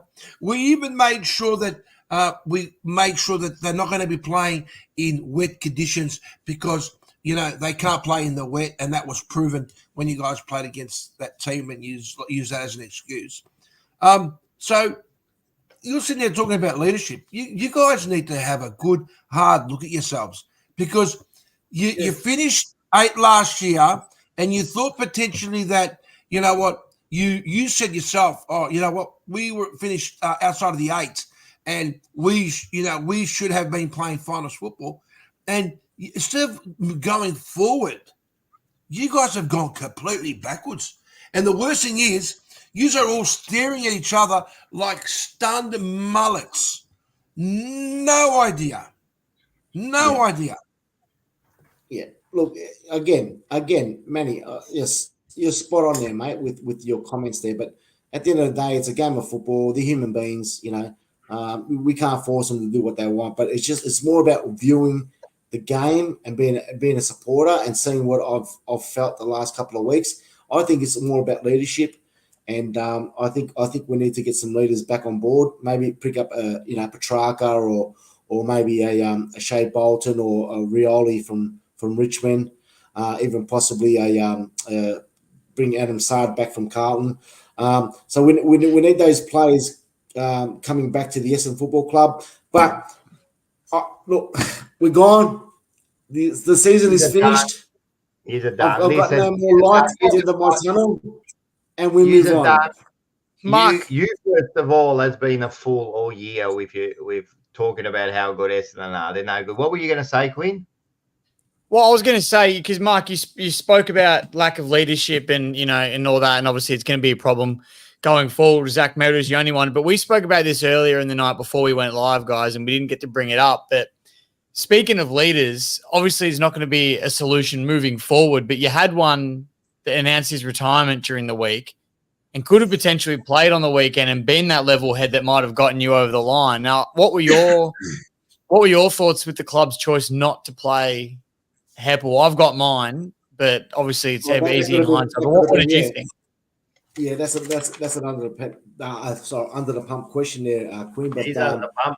It's an early under the pump, and Enzo Valentino also said it. Should Heppel have stayed as captain? Or that's another thing. I don't know about that. But should he have played? We don't know. We don't know. You're not involved in the club. You don't know what goes on. At the end of the day, it's a controversial type, opinion on what people say. Apparently, Dyson Heppel said he wasn't fit enough to play, so the coach said, "Don't play it." Now he's fit enough to play. So I don't know, mate. Look, I was pretty devo that he didn't play on the weekend. It could have made a difference, honestly, because you inspire with those players. But he's going to play possibly this weekend against Brisbane up there, and there's a lot of Essendon supporters up towards Brisbane, and that might be his go-away game. So, well, you first of all said about about bloody Dusty when it happened to Dusty, and there was that kind of a thing. To me, not playing, and your coach knew it when he was asked in the press conference. His face was like he didn't know what to do in that press conference. To me, he should have played him for two reasons, right? Two reasons. Whoever replaced him, did not do any better than what he would have done. He's actually had a fairly good year. And yes, imagine the inspiration that, mate, the crowd loves him. The Essendon fans love him. Like, it was a bad mistake by them for not playing him. I'm telling you. And that's what I said, right, though. The last few weeks, it's all about team selection. It's all about team selection, mate. And I'm thinking to myself, why aren't you picking these players? Like, even a Peter Wright or, just put them in the side. If that's our players, play them. Look, I don't understand it, but there had to have been some reason, Rock. It's a hierarchy. I don't rate your coach. It goes further than that, all right? Because and this is like when I was talking about Carlton at times and about leaderships and that, and it does go further. It's not just from what's on the ground and that. It always starts it starts from your selections. Like, it starts from even who you draft into your team. You're getting players like, seriously, Stringer is a very disappointing player. He might win you a few games. He should be kicking that fucking goal at half time instead of he's a leader. He's our leadership. Instead of doing this fucking shit, shut the fuck up, right? I always remember Carlton in the 95 grand final, Bradley May, what a champion. He kicks that first goal, mate. He turned around, he gave a wink, and he went back to the middle. There was no celebration. Correct. You know what I mean? He had a job to do. The other one I'm going to ask you, and this is a bit of a joke, but I reckon it's a bit of a serious question, right? Is this bloke here, Ben Mackay, right? They invested heavily on this bloke, right? He's one of the worst one-on-one contested. Is this exactly what you needed? Now, I'm going to give you a stat which is a bit funny, right? and someone mentioned it here.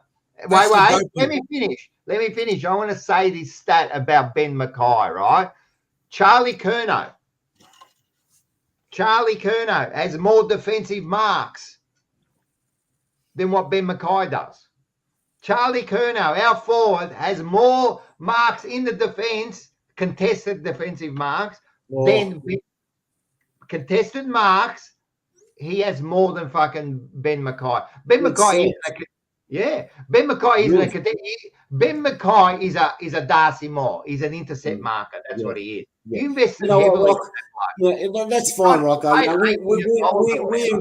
We invested in a player, right? That sometimes doesn't happen in 12 months, mate. That's all there is to it. He's a player of 6 years. Does not matter. Does not matter. Can I just say, we've invested in a player that's a strong-bodied backman, and he hasn't produced what we expected. But you don't give a player 12 months that's come from another team that's been bouted for the last 3 years. So he's an give him the benefit of the doubt. Give him the benefit of the doubt. We've lost a lot of players in our back line, which is Ridley. And there's a young gun by the name of Reed that's supposed to really be our fullback. And Mackay was supposed to be that floating intercept marker. So, injuries make an issue as well. Yeah, they make a difference. No. So I'm not making excuses. We paid a lot of money for it. But you got 24 players on the 12 months. Stop using excuses. Right? Can I tell you something? You might be sitting there and laughing and saying, mate, that guy's a gun. I wish we would have put him in our back line. No, so can I tell you something? If you were to take, and I go out on this, and I want to see whether the viewers agree with me or not. All right, and I want to hear what you guys have got to say. But I reckon certain players may move to a club, and it may not suit the fit. It may not suit the fit. It may not suit the way the coach is thinking, the way they want to set up the team, etc., etc. I guarantee you. Now, I know people say that he's the dopey one out of the two brothers, right? But to me, they're twins, so they're both dopey. But I guarantee you, if you were to get him and to come and play at a different club, and when I say different club, I'm not talking about your little clubs, St Kilda, Eagles. I'm talking about the big clubs. If he comes into a big club, right, because Essendon is no longer a big club. Let's be fair, yeah? You guys have done nothing for a long time, so you can't fall in that category, all right? The only thing is you got supporters, but they're slowly dropping off, mate.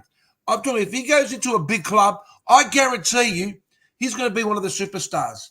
Look at what's his name, when you left from Collingwood as a ruck, okay, and he went to Melbourne, and Melbourne was saying he was no good, and they had him on the bench. And this year he's playing for Sydney, and he's going to be playing grand finals football. Sometimes it's the fit. A couple of years down the track. At the moment, unfortunately, Mark, you know what? Unfortunately, the problem is with being with Essendon. You guys have been lost for a long time. You don't know where to start. You don't know where you guys are leading.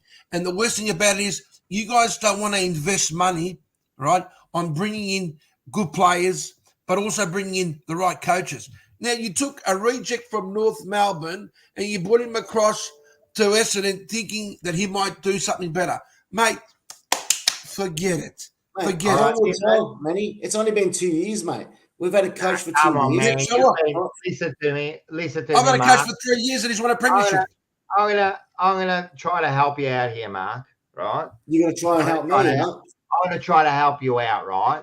Because you're fucking delusional, right? Yeah. All right. Essendon are in a bad spot, mate. And until you sit down, it's like an alcoholic. Until you sit there and admit it, you have had bad selections. You have bad selections. You got a bad game plan, and you got bad leaders. Man, you're gonna get rid of your fucking Dodorio, whatever the fuck his name is now. Mm-hmm. He's been there for nearly half a century, right? And the bloke he's been there the whole time. And your selections have been, I'm telling you, you've probably had one or two good selections. That mid-season draft pick, what's his name, Cox who's their mid-season draft guy? Whatever the fuck his name is, he's actually a good player. You got two or three good players, but the rest, Mark, until you address until your club addresses its issues, you might say it's only been 2 years. It's been 2 years with this coach, right? And he's actually worse off than he is last year, right? So he's gone downhill. But prior to that, you've been a schmozzle. You've been a fucking schmozzle. And now you've gone backwards in 2 years. Yeah. Look, you've got to be honest with me. I agree with you, Rocco, mate. I'm not disagreeing with you what you're saying, mate. I'm not going to keep on, beheading Essendon and saying, we're fantastic. Well, we can't prove to do that. But I really would be talking if I was a Carlton supporter, mate, because at the end of the day, where you guys should be is not on that position on the ladder. So don't go fucking putting cherries on the fucking tree, mate. Why are you picking on us for? At the end of the day, I'm not picking on me. You're saying you want to talk. At the end of the day, Rich Carlton should be we were talking about. Wait a second. Worry about your own club, mate. You worry about your own club. Wait a second. Don't get defensive now. We were talking about Essendon. So we can have our say about your club. And if you can't take it and your only defense mechanism, right, was to attack Carlton, right, that just shows where your club is. You're more, of course, I'm going to attack about Essendon now. In a second, we're going to be talking about Collingwood. What? No, you keep on saying. Of course, I'm attacking Essendon. We were talking about Essendon.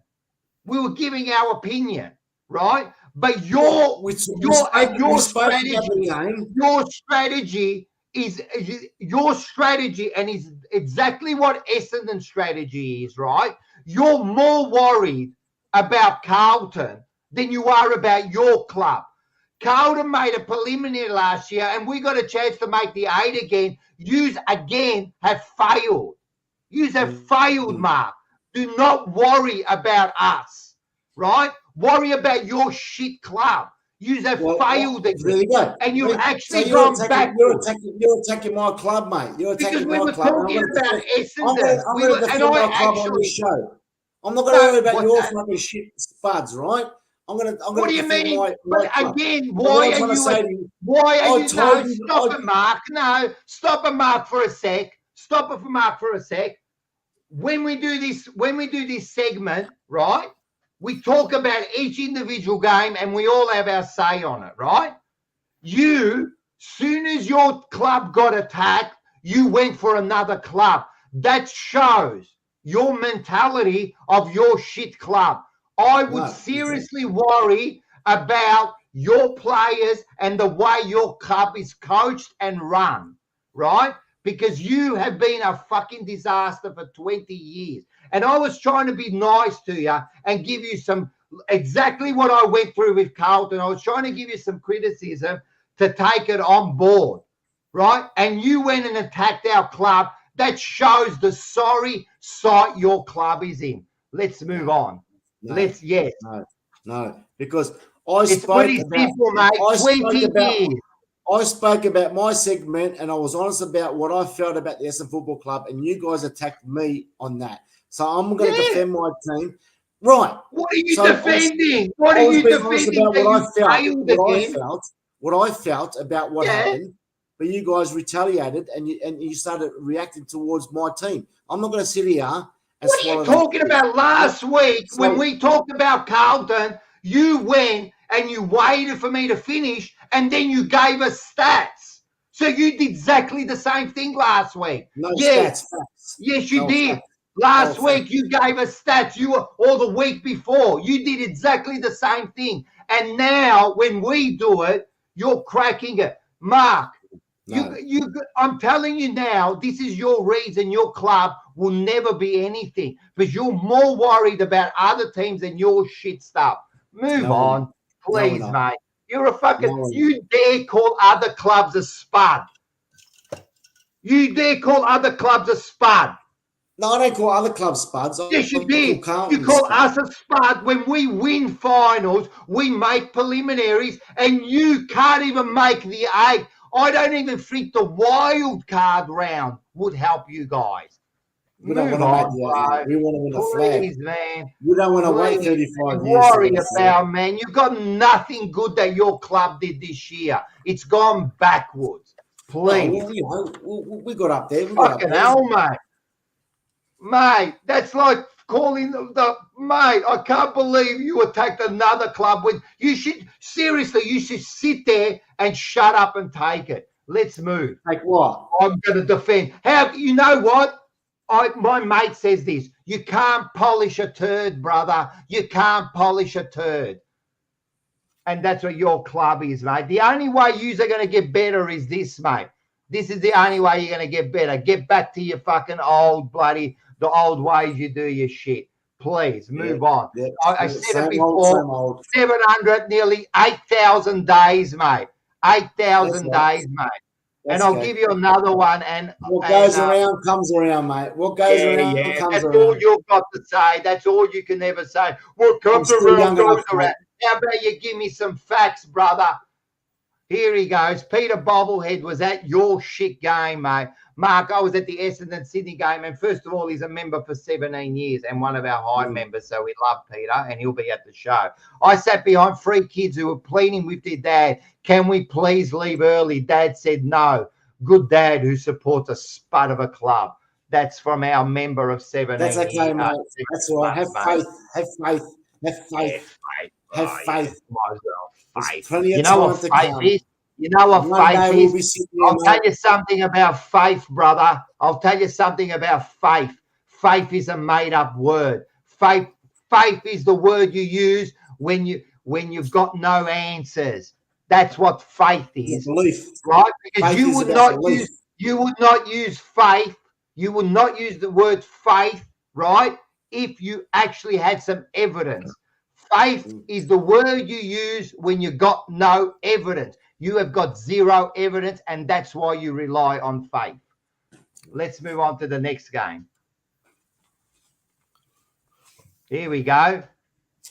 Even though I hate this fucking shit side, 11, 13, 79, 11, 12, 78. They did it to Brisbane again, mate, and come back. And that little bloke over there in the fucking video is in the picture. He's starting to give me the shits, mate, because I have to admit that was a couple of the great goals of the weekend. Would you reckon, Manny? You didn't even believe in your side, mate. You were saying you were gone. Look, you know what? I just sit there and I think to myself, we're talking about your side now. What do you? Yeah, we are. What do you do as a coach when you at quarter time you're sitting there and you're talking to your boys and you're thinking? Wait, before you go, Manny. Before you go, because we have to tell these people, Oz, mate, this bloke's done everything today. He's like he's like the Brownlow medalist, man. He's like the cooter of the chat. He's just become the YouTube member. So thank you very much, Oz, man. We do appreciate it. Yeah, tell me about this, coach. What's happening? Well, because if you saw the first quarter, that was absolute devastating. The Brisbane just came out with an intention, and that intention was just to go hard and just try and destroy. And at quarter time, I'm thinking to myself, and I was saying to my son, what could the coach be telling the team right now, honestly? And, I'm sort of not as optimistic as what he is. And each of them said to me, you know what, Dad? I don't think they can keep it up for the whole game. And full credit to the Magpies. We came out in that second quarter.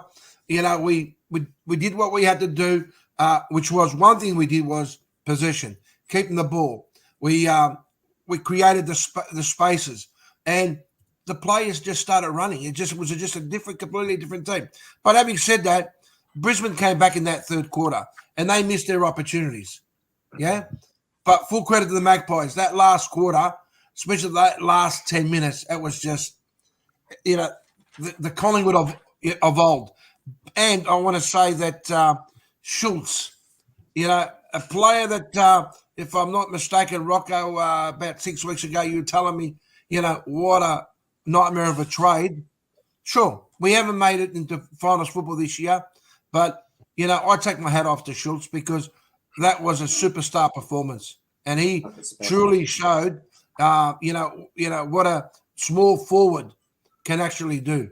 Absolutely brilliant, and of course you can't go past the little master, Peter Dacos Jr. I can tell you what, mate, he is an absolute superstar. Whether, as you said, Rocco, if he's not on your team, you'd love to have him on your team. And if he's on your team, you want to make sure that you look after him and you cherish him and you groom him because he is an absolute superstar. And and credit to the Magpies, they did really, really well. They did really, really well. They just changed the whole. Look, I'm sad that we're not going to play finals football. Yeah, and I'm a realist. We're probably the only team that's got a chance if all went our way. But the reality is, we're not going to play finals football. The media can stick it up their fucking ass. They sit there and they talk bullshit. Carlton's going to have to lose by 100 points. Collingwood has to win by 100 points. You got to take each game each week as you go. I don't think Melbourne's just going to turn around and say, "Come on, boys, give it to us." It's going to be a hard game. It'd be nice to see Collingwood finish off the season with a win. I'll be very, very proud of that. And I'm very proud of the boys because the last few weeks, they've done a major turnaround. And you know what?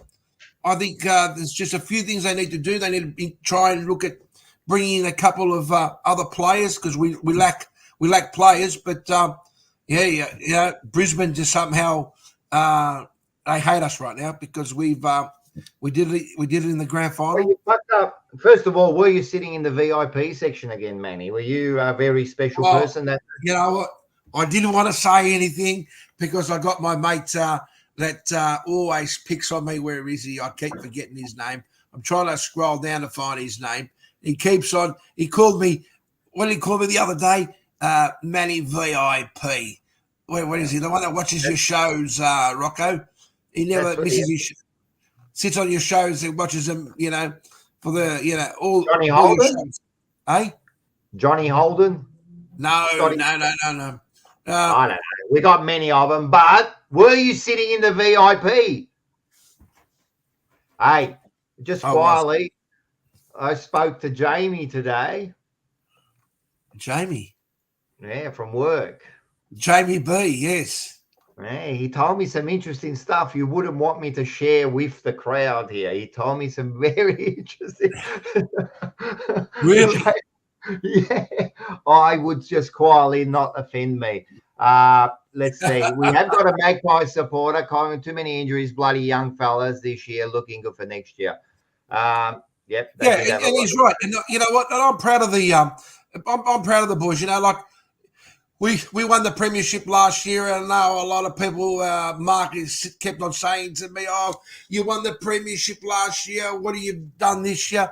Well, you know what? Injuries did dominate our season, and it's amazing that 6 weeks ago we were talking about Carlton being one of the hot favourites to win the flag, and then injuries totally killed the football club for them, and yet they're still going to play finals football, Mark. So that's something that you're not going to see this year. And, there was a comment that you sent me a few weeks ago. You said to me, "Pack your bags and go on a holiday in September." Well, guess what, Mark? You could do the same thing, sunshine. Jump in your car and go drive down the peninsula. All right, let's move on. News to fucking hell, man. We'll talk about two loser sides. These guys can talk about losing so bad. One thing, not that I'm worried. I'm pretty happy about your side, Manny. I think a couple of old players are going to cost you if you hold on to them too long. But those decisions are there to be made by your team, and we'll see what happens. And you'll see teams like West Coast now, maybe Richmond did it. You hold on to those players just a little bit too long, and I'm telling you, players quickly go, "Yeah, pretty good," and they just go, bang, they're no good no more, and I saw it with West Coast over the weekend. Yeah. So we'll see what happens. Rocco, before you go on to the next one, mate, just quickly on the ticket, I'm going to give it to Frank. Nice. Frankie! 8:58 p.m. He put a comment on. So, Frank, I am giving you that ticket to the TJP live show on the Saturday night. If you want to take it. If you don't want to take it, it's up to you. No, he said he wanted to go. So, Frank, if you're there, let us know, and your name will be at the door. And I've seen him on JP too. So if he's left now, well, I'll make sure I'll get a hold of him. And if I don't get a hold of him, well, then next week someone else gets a chance. So we got one more chance. It's Quinny. Everyone be nice to Quinny, right? And he will help you out. So we've got heaps of people. We love you, Quinny. We love you, mate. Oh, here you go. He's there. Frank's there, mate. Thank you, Mark. See, he's not that bad. Mate. Congratulations, Mark. We got one more. There's Galicchio. There's Lana out there. They're the ones who said they want it so far. If anyone else wants it, just let us know, and Quinny will make a decision. And you know Quinny, man. He's going to think about it. It's going to be on point. He'll give you a good. All right, let's talk about the next game, which was it was your game, wasn't it? Well, we've had a request in the comments. Oh, go on, Rock. Sorry. No. Well, there's a score. Is it 19, 17, 131 to 10, 868? Look, they pretty much did to you what they've been doing to a lot of soccer in recent times, mate. And did you go to the game? Yeah, I was there. Yeah. Did you watch it firsthand? Are they pretty good football team? they're a pretty bloody good football team, let me tell you. I walked in pretty much expecting, as much as you don't want to admit it, I pretty much expected a similar result to the way it ended up panning out. If you watched the first quarter or you saw the scores at the first quarter, honestly, at one point I thought it was going to be about a 300-point loss. The way they kicked, I think we kicked the first of the game and then they kicked 9 in a row on us. And I was like, oh, this could just be bad. And then we got the comment, first quarter 50-point lead. I thought it's going to be a shocking day.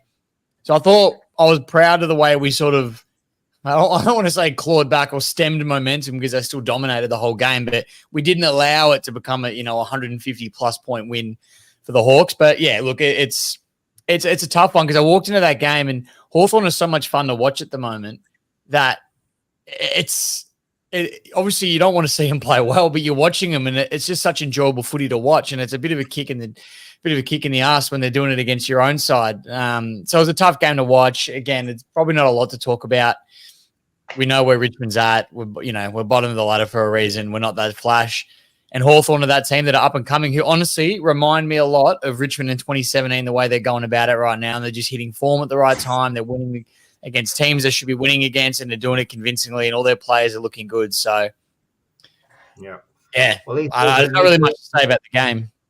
Mitchell's doing well, and I think Rocco Moro is pretty much saying what we're all thinking. The Hawks are starting to give me the fucking shits now. So, yes, that's pretty much what's happening with the Hawks. They're looking good, and they'll look like they might even get a home final. So, I definitely have, mate. The Hawks have rebuilt, won premierships, rebuilt again, and still going to win a final before Essendon does. Look, I'm not saying it, mate. It's the people that are saying. I'm just telling you what people are saying, mate. Like, what do you want? So, anything else you want to say? Anyone want to add to Richmond's?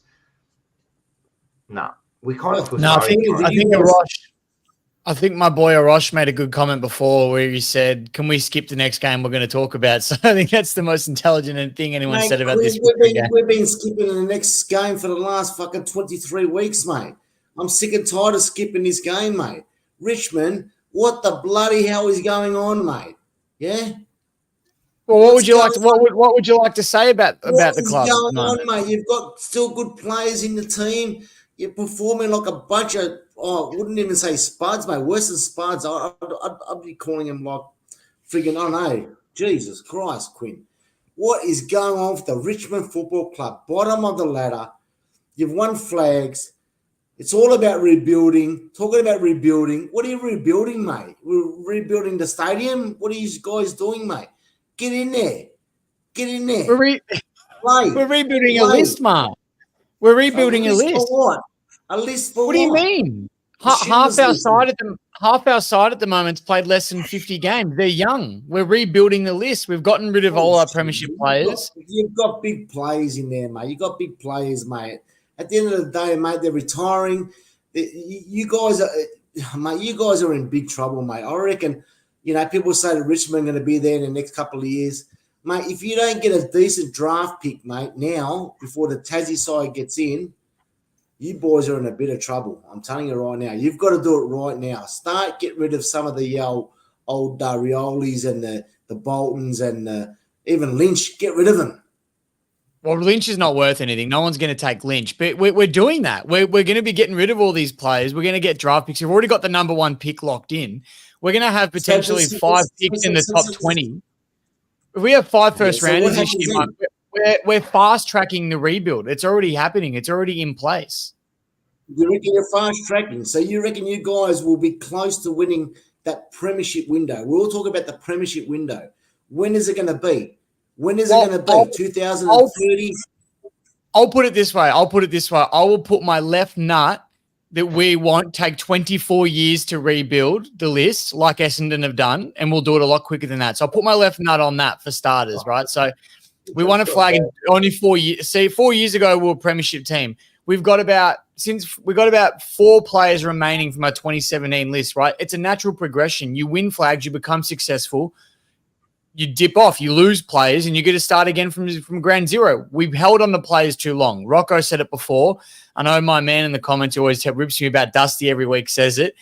Jason Badger there.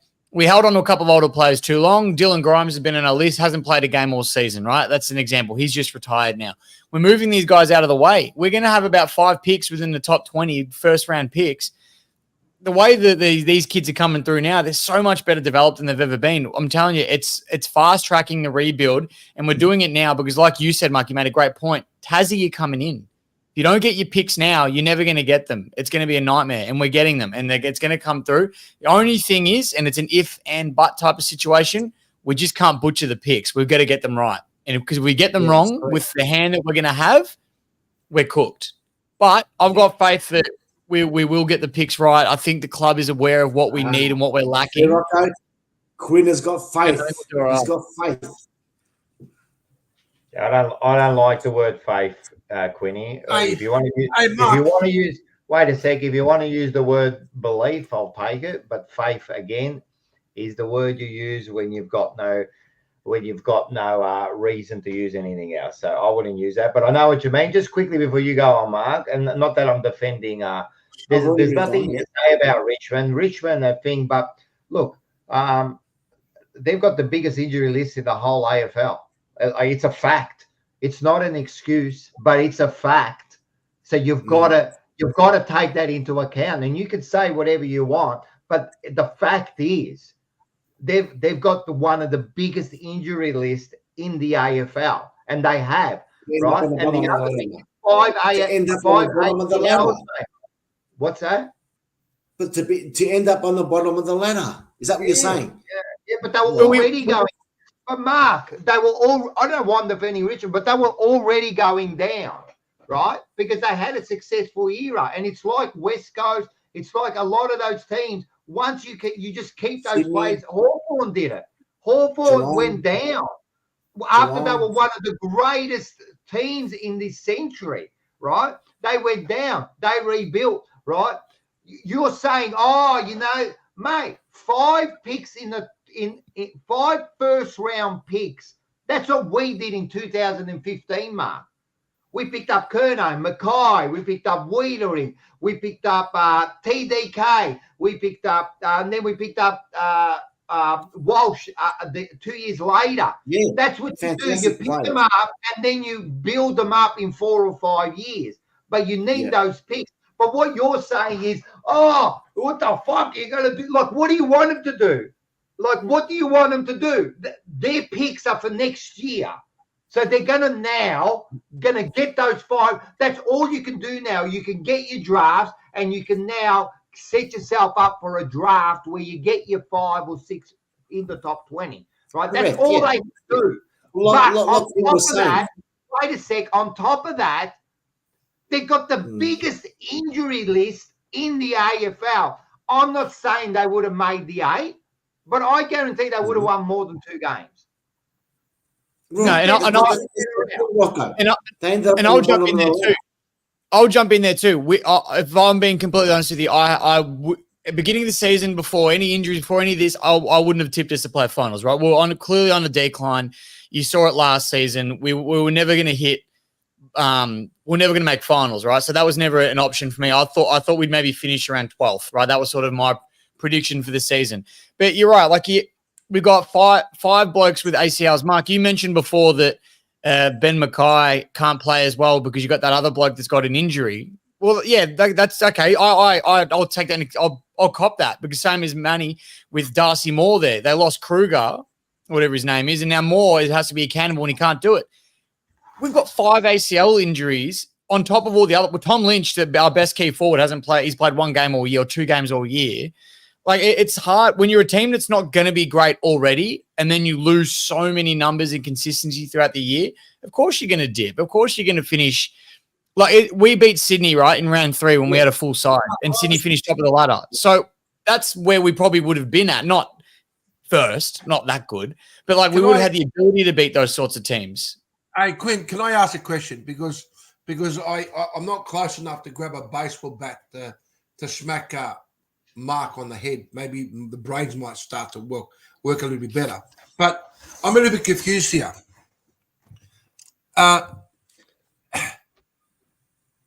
Richmond won 3 premierships, yeah, in the last 10 years, yeah.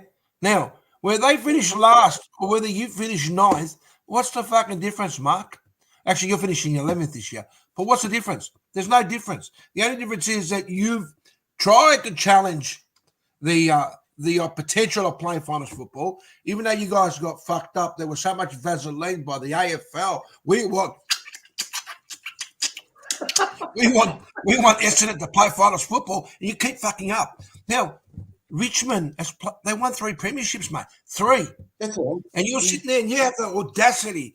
I'm thinking to myself, give me your phone number. I want to ring up someone at your house and grab a baseball bat, smack you over the head. So maybe you can start jiggling your brain a little bit. You're making no sense. I can't talk because this year we're going to miss out on finals football. Last year we won the grand final. Yeah. I can talk about last year and I can say we're reigning premiers. That's something you can't say at the moment, Mark. You can't even say you're playing finals football. So you know what you got to do? You got to sit there and take Rocco's advice.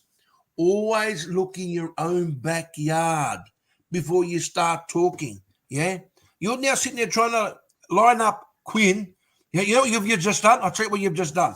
A bloke has just gone into a boxing ring with Mike Tyson. Mike Tyson has sat there and he's beating the fuck out of him. And all of a sudden, here's Mark rocking up saying, I'm going to take on this bloke. Yeah, taking over. Yeah, there comes a time, mate. There comes a time where you get knocked down, but the reality is, and that's what's going to happen. You can't talk right now, Mark, because there's nothing that you can actually sit there and say, this is what we've achieved. You've achieved nothing. All right, so sit there quietly. You're trying to sit there and say to Quinn what? Oh, you guys finished last year. What's going on? Who gives a fuck? They won fucking 3 premierships. Now, if it wasn't for my mate Cox, who ruined their party, they would have won 4 premierships. I've got to take control of this. We've got to move on. But what's this one here? Any tips for a small fan channel? Any tips for are you a small fan channel?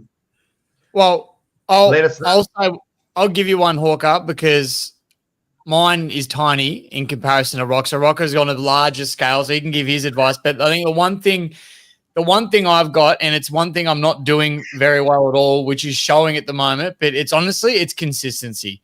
And it's actually putting the time aside to put the effort in to do what needs to be done. And that's one thing I'm not doing, and it's starting to show, So with Rock, on the other hand, I don't know how the guy is awake half the time, the amount of work he puts into this stuff. And he's probably got a bit more to spiel on that, but I wanted to quickly shoot that in before Rock gives his piece. Well, first of all, welcome to Hawker. He's come on, and you can see he's a Hawker, and your team's starting to give him the fucking shits just quietly, man, because they're playing too good, and they showed us off. But I'll give, not that I'm this guru, but I've been doing it for 4 or 5 years. The channel does okay. My advice to anyone is this, and I've said it to everyone. I've said it to my son, who's got his own show, and that. Why would they want to listen to you? It's simple. You do, and when you answer that question, then maybe you can do okay. Like why would they want to listen to you? And that's not being a smart ass. It's an honest question. Like, why would they want to listen to you? You know what I mean? And when you can answer that, yeah, you can do something, and then just put in the time. Don't worry about trying to make it like massive. Don't worry about trying to make money. Just be consistent, do some good content, and one more thing, be yourself. Be yourself, because you guys out there in the audience, right? You pick a fraud straight away, mate. No matter, even with us four, you can say whatever you want about us. At least we're honest, and we come out here every week and we say what we want to say. Just be honest, work hard, and you know what? Just a point of difference. People have got, like, all you blokes that are on now, all you bloke, when I say blokes, don't get offended now. Girls, boys, whatever you want to be called, I don't care. What I'm saying, you guys that are out there now, mate, to give 2 hours to us, mate, I'm stoked, man. I appreciate it, because everyone's time is precious. So let's move on. It's all banter at the end of the day. Yeah, it is all banter. At the end of the day, we all love each other. It's all banter. Like Carlton's a good side. Your side's a shit. What can I do, man? All right, and let's talk about a good side. Let's go. Let's have a look at the game. Let's have a look at the game. Yeah, of course. What do you want I'm going to do? I'm not going to say. I'm pretty proud of my side, unlike yours. I'm pretty proud. 4-10-34, 14-15-99. What do you want me to say about this side? I'll give you my 2 minutes of spiel, because we spoke about it last night. Yeah, it is just West Coast. I totally agree. But the funny thing is about this. No worries, Hawker, man. Anytime, man. Well, as I said, we love you guys. Look, this is pretty simple for us, man. We had a simple equation, right? We had a simple equation. Win the last 2 games. It's simple, right? There's no brain surgery about it. You don't have to be like a bloody... what are they? I can't even get the word out. But you don't have to be you don't have to be smart ass, or you just bloody 2 wins, right? Now, last week, like I said to you, Mark, you know what? You all went against us. You've all been smart asses, or not just you. I'm talking about the people out there too. People were getting that smart ass. Guess what? West Coast went in favourites. West Coast went in favourites last week. The odds were against us. That's how much no one believed in it. We got 6 injuries last week, and not just ordinary players, fucking our top end players, mate. We lost 5, and that's why everyone believed they win. We put in some juniors in there, and we went out there and we demolished. I don't care that it's West Coast, man. The pressure was on the Blues, and I'm proud of what they did, mate. They played a good brand of footy. They won what they had. You know how tough that was to go over to West Coast and win against them? They just won the last 2 games. And we went out there, and I'm bloody proud of them. You know who else I'm proud of? You talk about the greatest captain in the fucking AFL at the moment is Patrick Cripps. I don't care what anyone says. The bloke is a leader, and he's turned into a great captain, mate. You can say whatever you want, and he'll be one of the favourites to win the Brownlow. What he did again on the weekend, right, is just amazing what that bloke does, man. He's ripped and torn to shreds, and that bloke every week kills him. Even in our losses, the bloke kills himself, mate. The bloke, a couple of years ago, had massive offers from Western Australia to go back to hometown. Massive offers. And he stayed at Carlton, mate. And the 5 big and 6 big names at our club made a commitment to stick together, right? Even if it took pay cuts, to stay at that club and see it through, man. And I am absolutely proud of this club. You might try to bag them and say they're spuds or whatever. Yeah, we had a fucking downfall. We lost 5 out of our last 6. So did fucking Sydney. And, halfway through the year, Port Adelaide were about to sack their coach, but they stood by him. Bloody GWS, they were bagging. They were bagging bloody Geelong, and now they're in top 4. Yeah, we've had our run, and you know what? If we do hit our straps right at this point, it might be the best time to hit your strap. You can say whatever you want. I'm fucking damn proud of my club, what we did over the weekend, and I guarantee they'll go out there and they'll give their best this week, mate. And if we don't make it, right, well, so be it. But the ball's in our fucking court, right? The ball's in our court. And the way we played, and with the few players that are coming back this week, I have true belief that we'll fucking win it. So don't you dare try to bag my club when the ball's in our court, mate. I am the first person to look at my club and tell you what's wrong with it. I've never backed away from that. Never backed away from it. I've bagged players. I've bagged fucking administration. I've gone right to the top, man. And I've even had the club tell me that they're not happy with what I've got to say. But you know what? At this moment, I'm proud of my club, and I don't need some loser. Okay, you've had your 2 minutes. No, I have as long as I want. Just like I said, I have as long as I fucking want, and I'll take his off, and I'll speak for another fucking 10 minutes, mate. No, you got 2 minutes. This is my club, and I said, right? I'm fucking proud of what they did and what they went over there, and that what shits me about blokes like you, right, is that last week, yes, because last week you were bagging my side. You picked West Coast. Yes, you did. Yes, you did. You brought out your fucking potato, right, yes, which is really the Essendon, right? But this week, after we beat him, and you saw what a magnificent effort it was, right? You turned around just before and you went, oh, West Coast, like to say they're shit. But last week, why did you put your fucking balls on the line? Move on. Well, I can't be bothered talking to if you want my opinion below the level of our teams. Sorry. No. If you want more, well spoken, Rocco. I have to admit that regardless of whether you love or hate Collingwood and the other rival teams, the reality is that you stand by your word, and that's an important thing. And you're very passionate about your club. You love your club, and you're not afraid to sit there and say how it is. And you're right. And over the years, even before I decided to join your show, and thank you for allowing my management to talk to your management to get me on board your show. But I just want to say that at the end of the day, it's very different when you want to sit there and say what you want to say, but it's different when you get people like yourself who truly speak from the heart, and that's what it is. And and you yourself, know that you've been many times accused of becoming too passionate, and sometimes you need to take a step back. But full credit to you, mate, because at the end of the day, it's people don't realize that the club is bigger than everybody. Yeah, people will come and go, but the love that you have for a club is you know what I mean. So well done to you, mate. I take my hat off to you, even though I don't like you. I take my hat off to you, mate. And I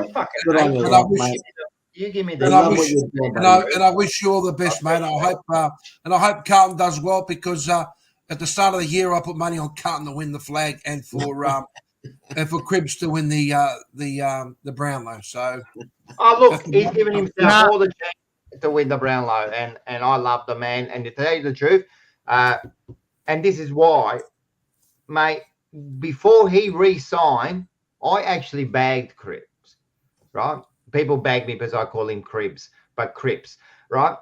I bagged him because I thought he should have re-signed, and he let it hang on too long, and I didn't like it, and we were in a bad spot, right? And he ended up doing it. And then since then, he has become one of the great leaders, man. You could see the way he stands up, and he drags that team across the line more times than one, man. I'm telling you, he wins a premiership in the next 2 or 3 years. He becomes one of the greats, mate. 2 Brownlows, 5 best and fairest, and could win a premiership, he becomes one of the greats, man. I love my team, mate. And you know what? At the end of the day, we all love our team on this channel here, man. We all love our team. That's why we're passionate about it. But the difference is our team is a team of substance. Your team isn't. That's it. That's the only difference, right? All right. The only substance that your team is made out of, mate, is a big bag of shit. That's substance right there. All right. It's substance, no problem. And remember, Rocco, it's only a game. Don't because I'll fucking disown it's you, more mate. than a game. And Manny knows this, and I'm going to tell you the truth because I tell our audience everything, mate. Manny said that to me, and what did I do, Manny? I rang you up and I berated you like a fucking. Actually, no. You first of all, you texted me. Yeah, I texted you. And you said, call me, and of course I refused to call you, and I said to you, I'm busy.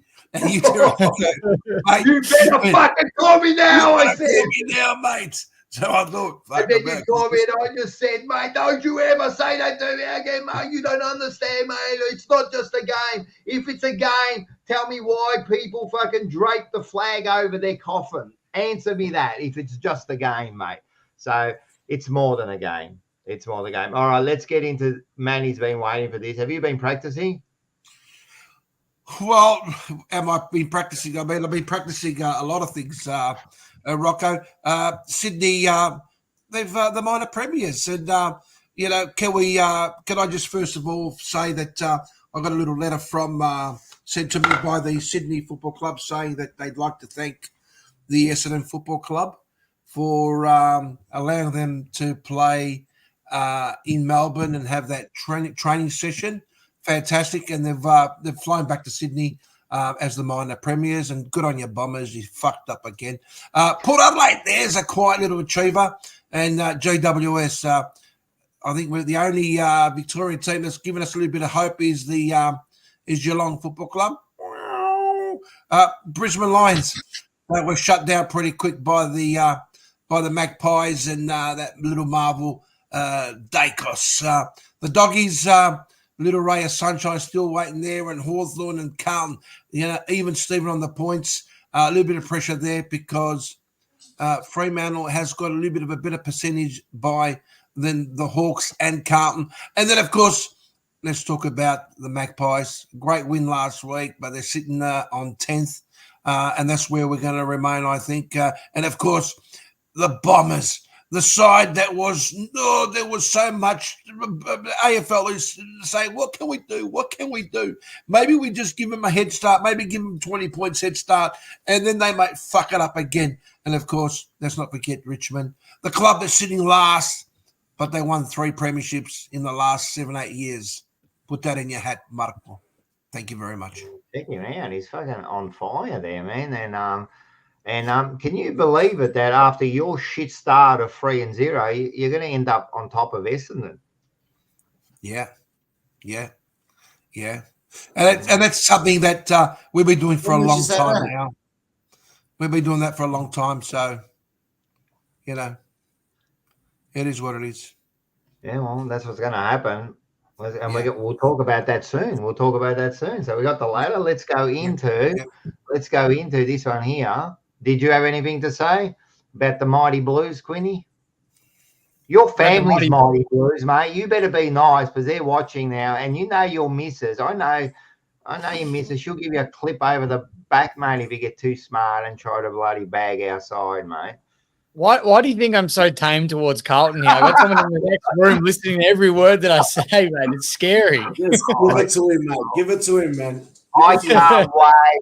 I can't wait for you and your beautiful wife to have a child, and I want to see who wins the fight.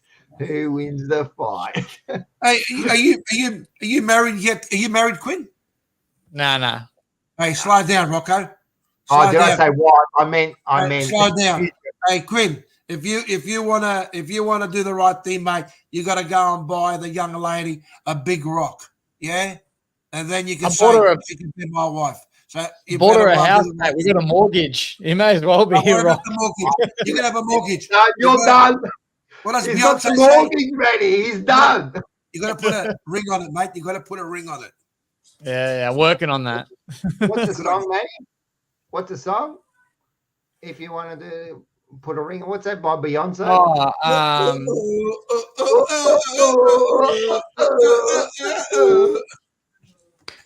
I want a duet between you two. I want a duet. We could see one. So, all right, let's go into this one here. I'm going to play it. I like it.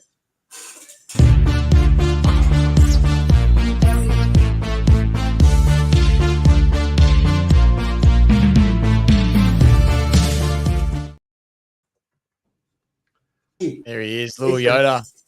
The viewers are loving it because they're all out there. No one's leaving, mate, and they're loving our dance moves there. So, yep. Lana reckons it's going to be a bagger, mate. It's going to be a bagger. The bagger's coming out, mate. You don't worry about that. Poor Quinny's got to go to all those Carlton games. I've been to enough. I'm not. I know you have to. You actually, you've been to more bloody games than what you've been to more Carlton games than Manny's been to Collingwood games. I think I have. Hey, if everyone loves Yoda, smash the like button. And the other thing is, before you go, you've got one more to pick, Quinny. That is going to be your job. But everybody on there, TJ, if you like what's happening and you liked my rant, wait till I get to the show. TJP live show on the 30th. Special guest Simon the Chief Wiggins and special guest Heather Scotland. He was a star, man. Telling you, Heath Scotland was one of the best left and right kickers who could kick with both feet I've ever seen, mate. Left and right, just absolutely fucking star, man. So it's going to be a big one. And you got in mind who you're going to pick there? Everyone who wants to come to the live show and wants a free ticket, Quinny's got one to give away. All right. So let's go into the first game here. And the first game. Wait, let me get it. I've got it here. Yeah. It's going to be Friday night. Quinny? Friday night, the MCG 1940. Be yep, there. So I was going to let Manny take this one. Oh, yeah, take it, Melbourne. Be there. Well, you won't there on Square Friday night, 23rd of August at the MCG.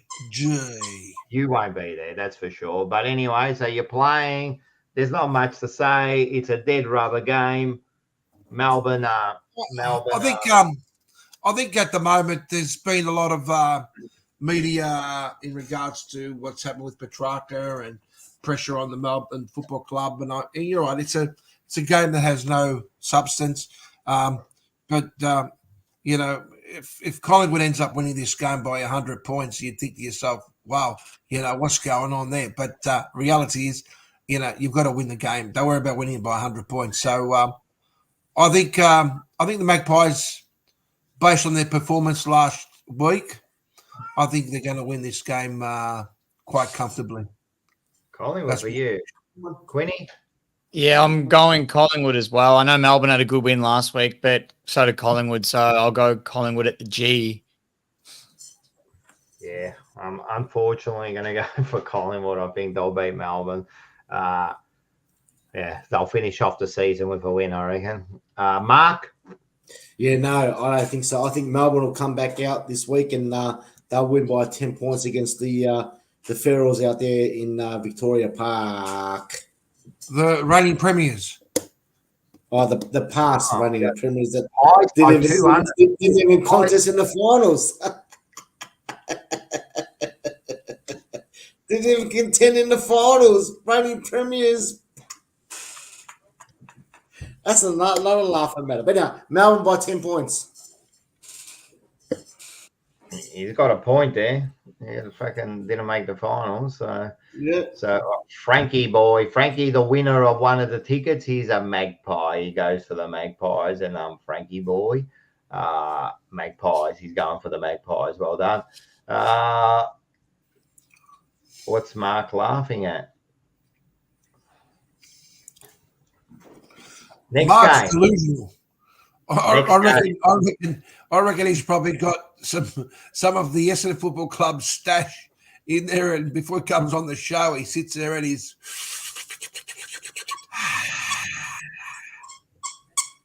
bit of that.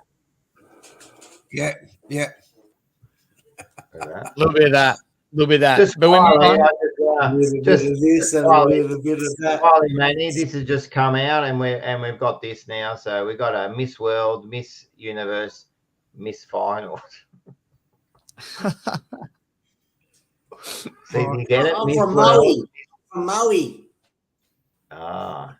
You want a bit of this one. Is the epitome of a Collingwood. Go to Pines! Come on! Yeah. Come on. I'm from Maui! I'm from Maui! Jesus Christ, man. That'll never get old. Oh no, I meant I know you don't. I meant you're going for Collingwood in this game. That's what I meant. All right, next one. Right.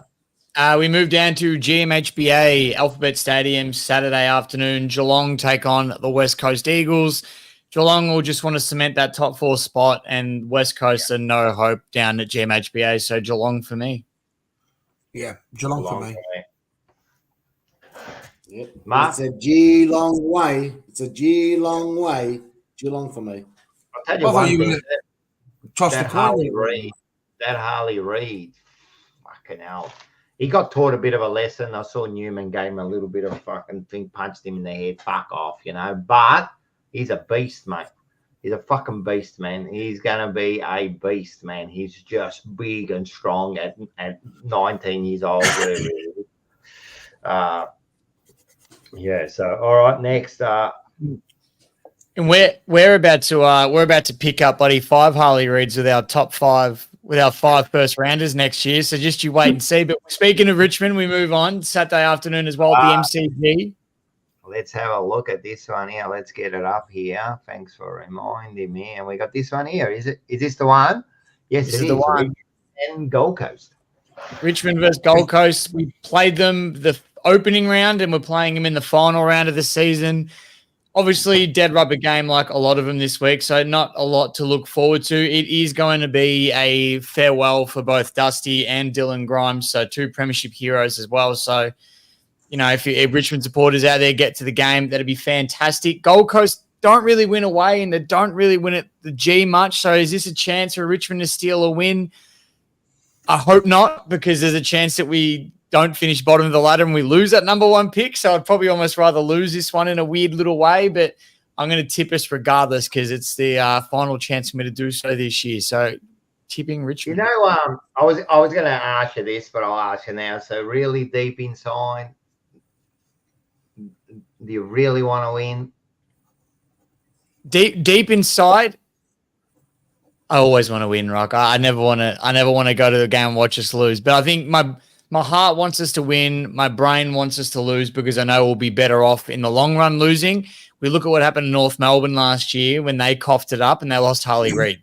So my brain knows that we're better off losing this game, but I'd rather, my heart wants us to win. You could actually win and still finish bottom because North look like they're playing Hawthorn. They could get smashed, right? So you could still win by 10 points, 20 points, and still finish on the bottom of the ladder. Yeah, we could. We just risk finish 17th. That's all. It's more of a risk. So again, and for teams that want to play finals, a bit like yourself, Rocker, just say if Carlton were to lose this week, you're then relying on other results. If we win, we're then relying on other results to finish last. So you almost don't want that. But Apar in the comments asked me earlier if I think Richmond will finish 17th. I do think it's a very Richmond thing to do.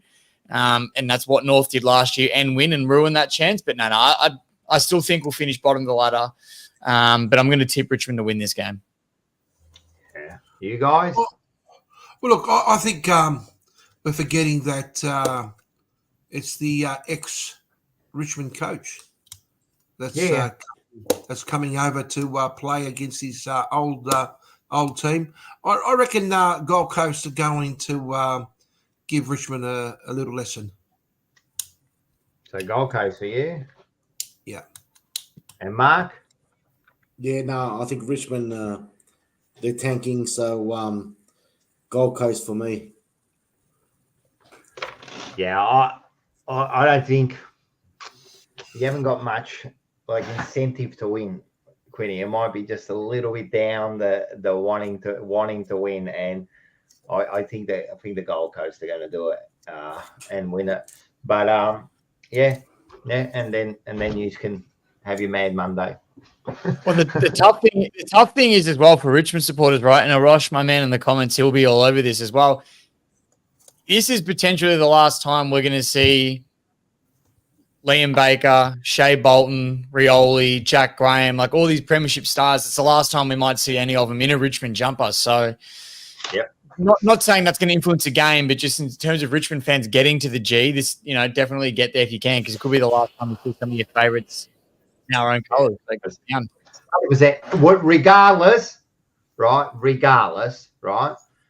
Don't be like Essendon and you don't show up to the games.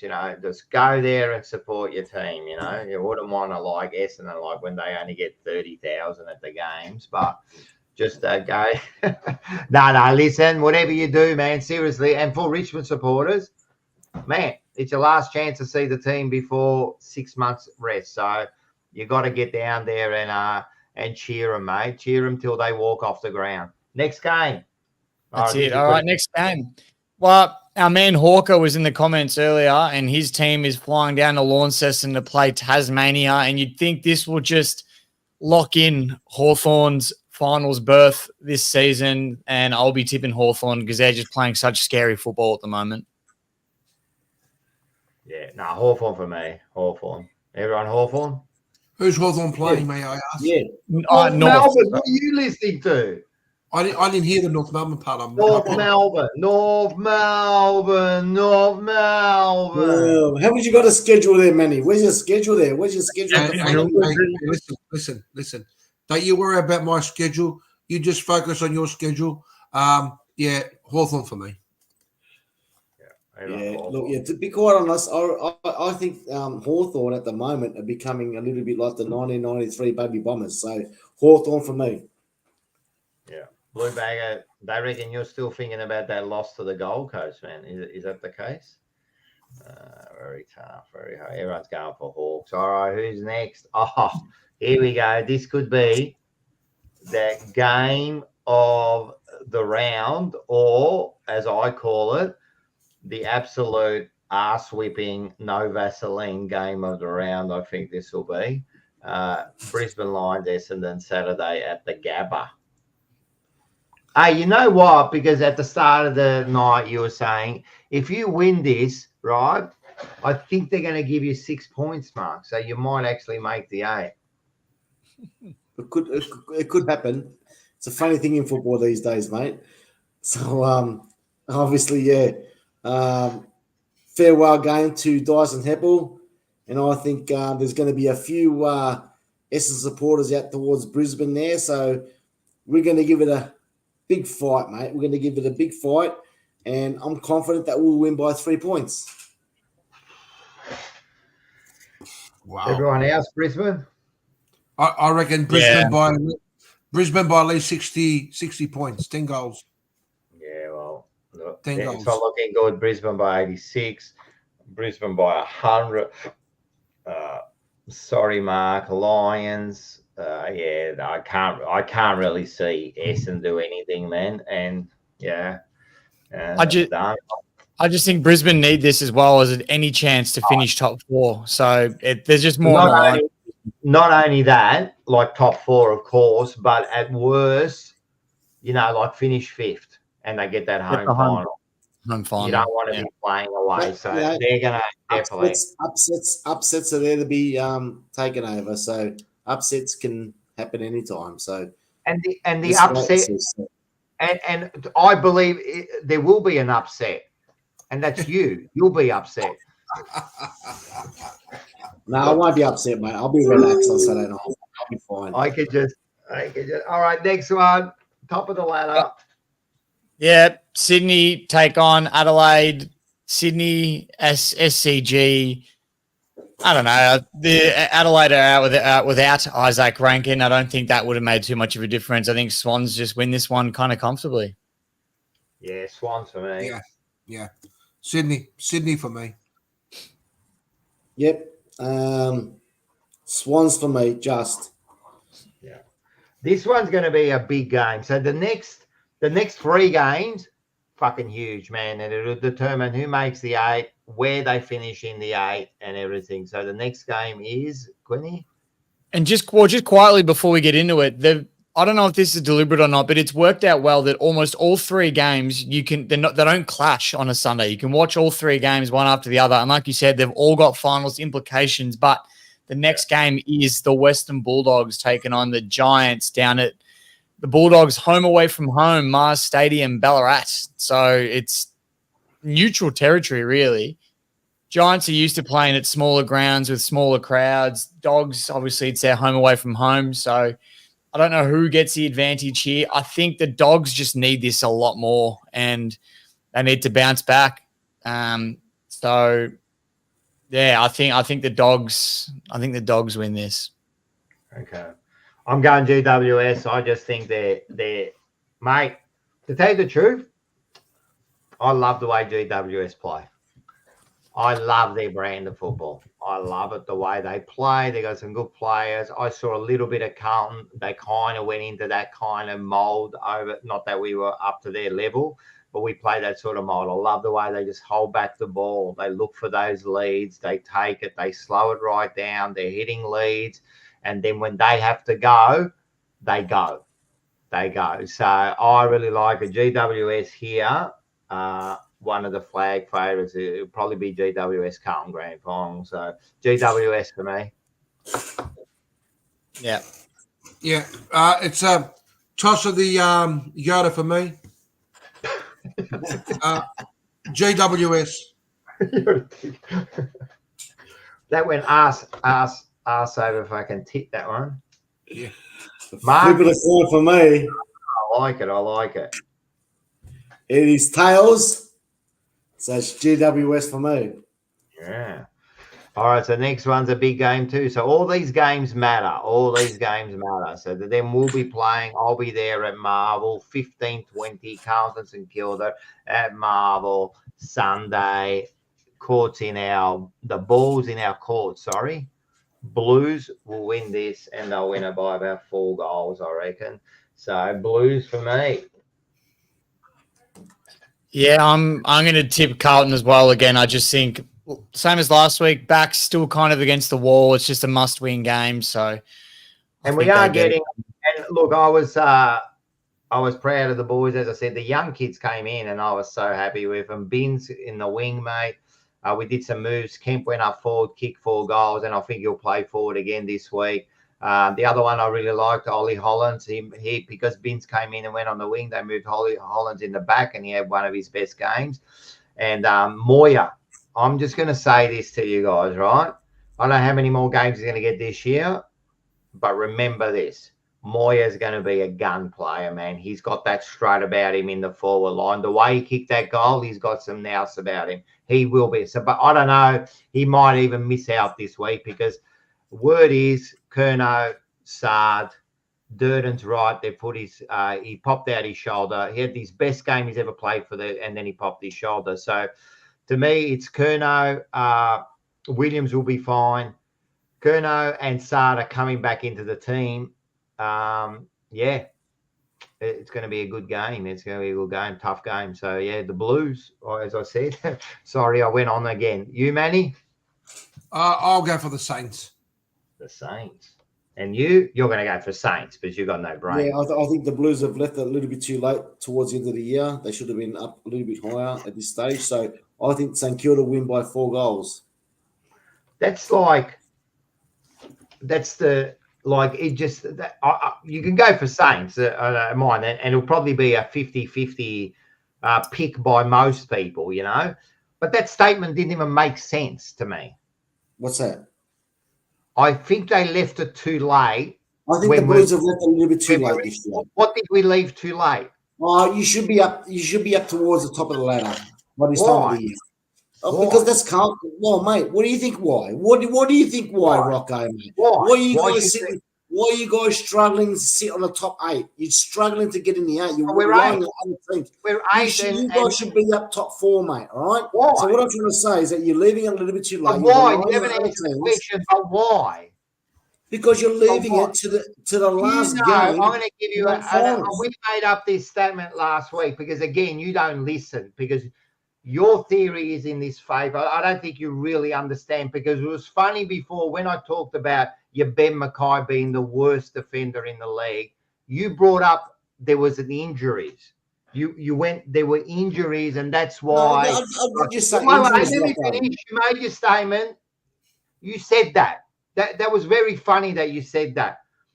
But do you know last week, right? Last week we had 18 players on the injury list. 18. Do you know that we were struggling to make the VFL side because of the players we had? We had 18 players on the injury list, right? So then, and do you know, right at this moment, right, before this week's game, do you know that we're on the same wins as last year? So if we win this week, we are one more win than last year. Oh, well, yeah, whatever, Rocco. What do you mean, whatever? I don't understand. Like, when I give you actual facts, last year. Because you guys are predicted to be. We had 18 last week. Premiership favourites, mate. No, you're saying that because now. So don't go make an excuse. I know you shows Sorry, you're saying that.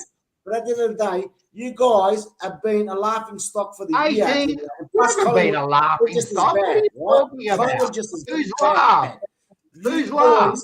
You boys should be top 4 position. Cemented top 4 position at this time of the year. You're trying to tell me. You're trying to tell me. Don't try to overtalk me with your rubbish, right? I want you to answer a question. Come on, I want you to, mate. Get over it. Hey, Mark, have a listen. Calm down. Calm down. I'm not listening.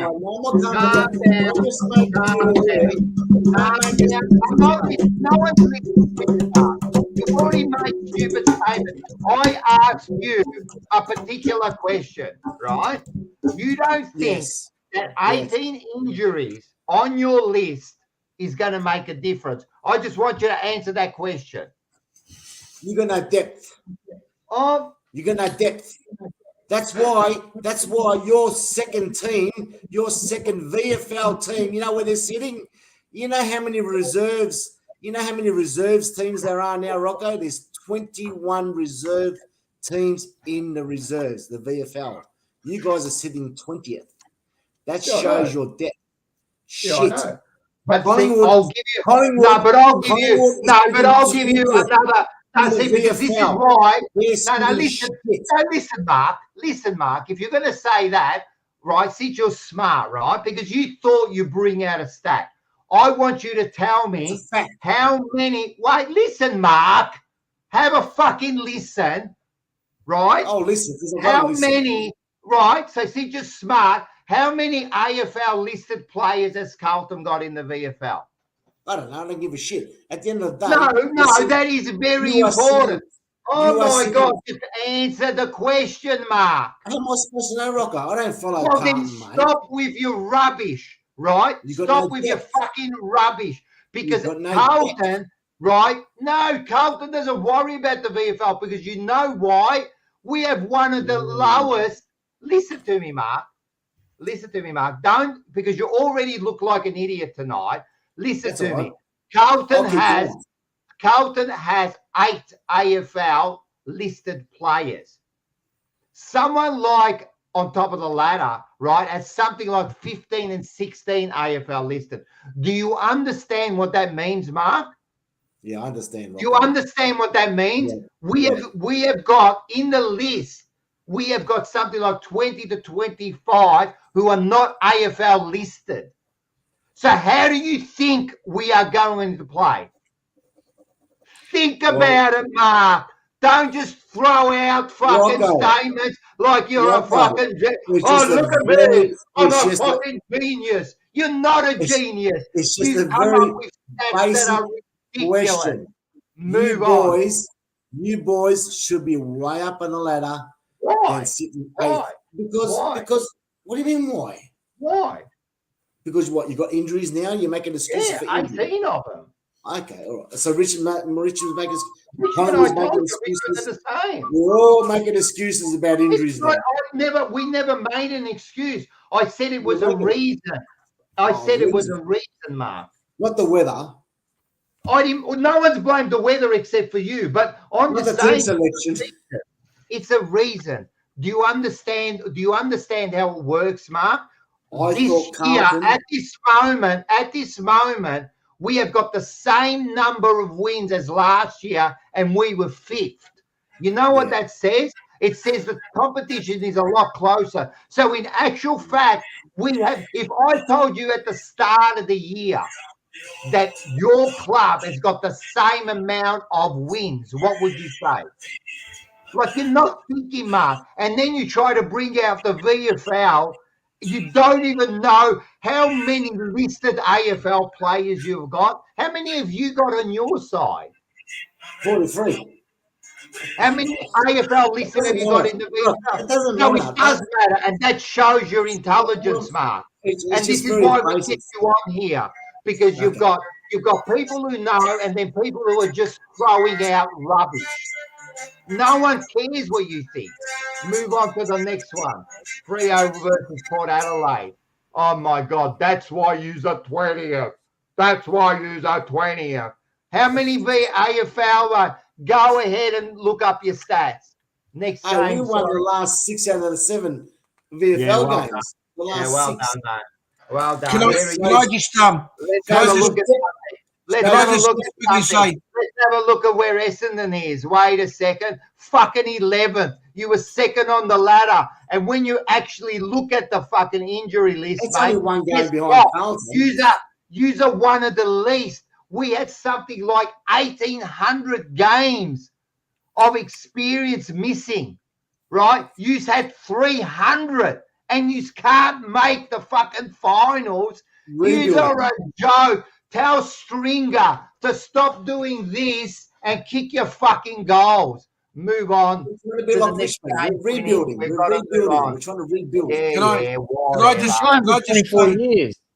Can I just say that over the last 5 years, it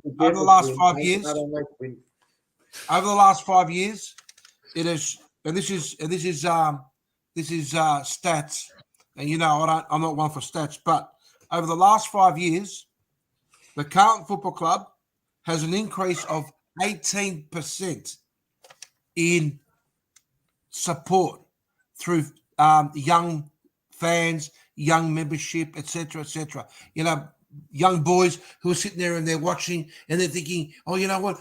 That's the team I want to choose, yeah? Now, Collingwood had 23%, all right? But what made that more successful for them was the fact that they had a couple of last 2 years where they did so well. Now, the Essendon Football Club, 2.3%, right? 2.3%.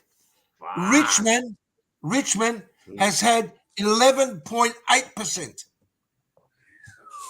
Right. So it's telling you that even though they're struggling because they're rebuilding, they're restructuring, at least there's a little bit of growth.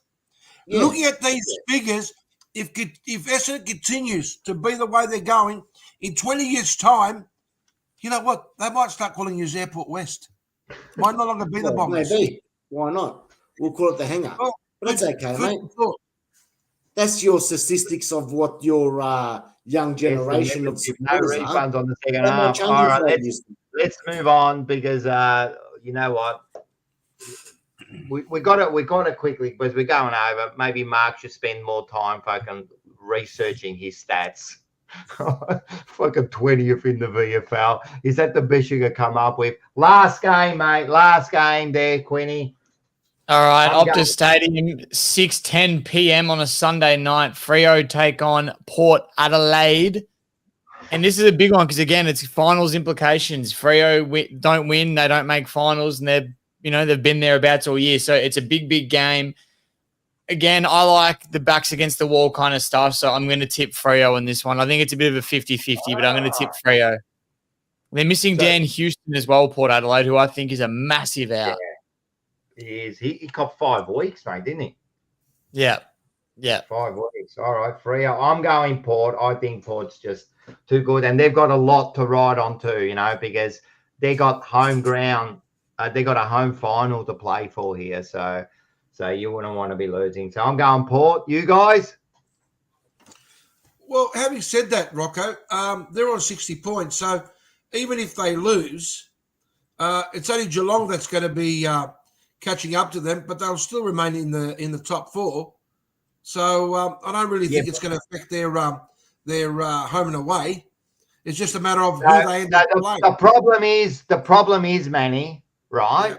The problem is here, as you can see the ladder, right? GWS should win, I believe, right? They'll go to second, right? Port Adelaide, even if they finish top 4, all of a sudden they're not playing at home. They're playing GWS at home, or they're playing Sydney at home, right? So you'd want to keep that second spot to get your home final. Okay, I see what you mean. Okay. Yeah, so the home final is huge, man. Like if you get up, like Sydney, whoever finished top 2 can used it at last year. Home. That's it. That's what you want. You want your top 2. Like, so don't get me wrong. Port Adelaide for me then. Port Adelaide for me. Mark. Yeah, that's why I think Port will probably, fight for their position there. But I think Freo will win, and they'll get in the 8. So Freo for me. Manny, Scotty reckons you just probably think that every game is played at the G. No. See, this is what you don't understand, Manny. There is home ground advantage. No, I'm aware of that. I was thinking a little bit different to what you just told me. So that's all good. Yeah, I respect that. Fair enough. Yeah. Anyway, there's like all these games are going to have it's a big final round, man. So that's really good. Let's have a look at here. We moved on. Actually, Manny got 6. The rest of us got 5. So there was no improvement on the leader, which is me. Well, hang on. Manny did okay. It means that I don't have Quinn on my back. Nah, and being Greek, you love someone on your back, but yeah, he's actually he's actually fallen away. So it'd be pretty tough. It'd be pretty tough for Quinn to catch up. Unfortunately, just like your team, you're going to be finishing. I like to be the blesser, not the blessee. The blesser. Yeah, I agree. All right, we have got under the pump. Let's do this. Fucking hell, this show's going long. All right, we've got about 10 minutes. This is going to be one of the longest shows. But again, can I just say, the audience has been absolutely amazing tonight. First of all, with their comments. Second of all, mate, it's been right up there the whole night. Yous have been so good. You got to still pick a winner there before the end of the night. And just remember, everyone. Just remember, everyone, get on to the TPG. If you like the did I just say TPG? TJP Live Show. Special guest Simon Wiggins and Heath Scotland. Make sure you get on there. Let's go. Let's talk about under the pump. All righty, who's up? Who's up? Who wants to go up? Well, I was going to ask. I'll start. Oh, okay. Hey, you got 2 dogs now. Oh my god! Right, I was actually going to say this question was going to go towards Rocco, and the question is, if you had a choice, what was that? If you have a choice, on who you would want to play first round of the finals, Hawthorn. Wow. Straight up. Wow. You want Hawthorn? Yeah. That's big. 100%, man. We're not going to play the same again, man. I've been saying it for ages now, for weeks. If I want to play the fucking Hawks, mate. I want redemption to him. And I'll tell you what, that little fucking weasel that played on the wing, whatever his name is, something, and he went on afterwards and said, about Carlton's game plan. He's fucking played like 3 games. I guarantee he's gonna cop a fucking beating by our players, mate. You got to be real careful what you say before you play, man. And yeah, I'm ready to play Hawthorn again, mate. I'm ready to play. So I'm up. I'm up Very for good. it. I'm Hawthorn at the G. I want him. Wow. Obviously, if they make the finals, but yeah. Anyway. If Hawthorn make the finals, yeah, Hawthorn will make the finals.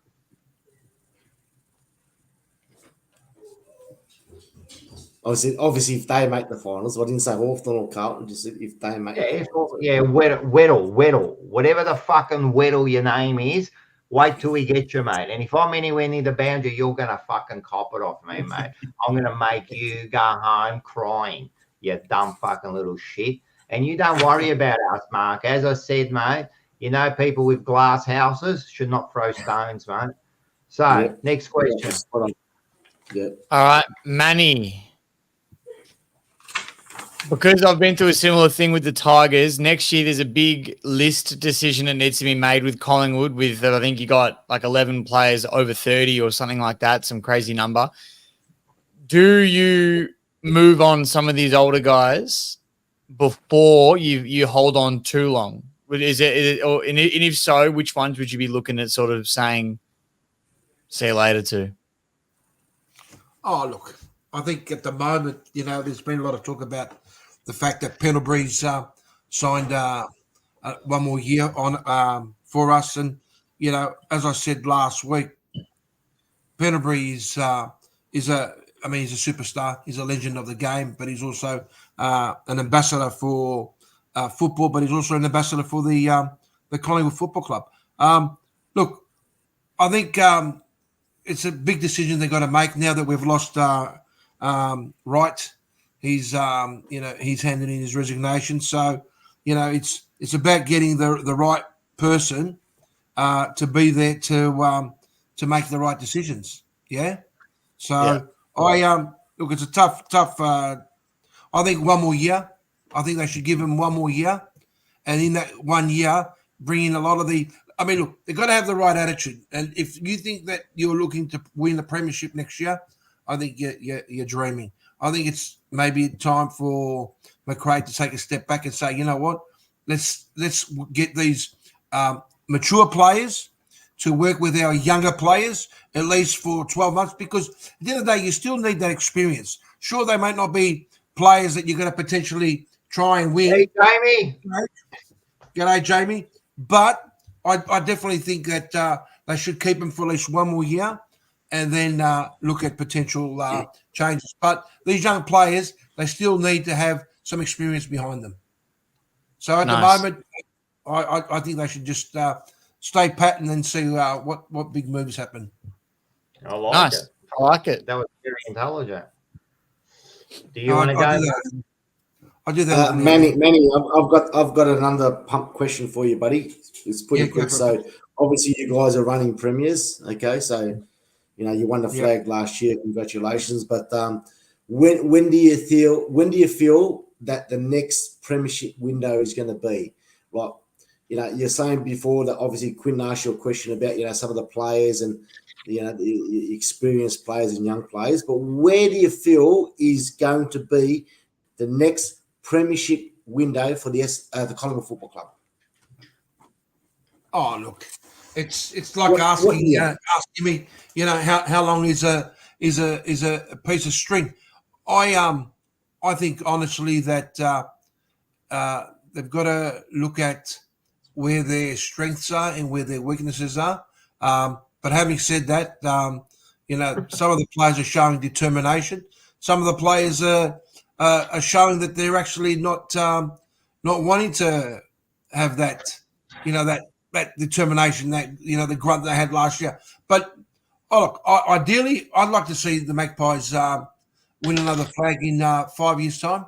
That'd be nice. But in reality, I think we're about 6-7 years away from another flag.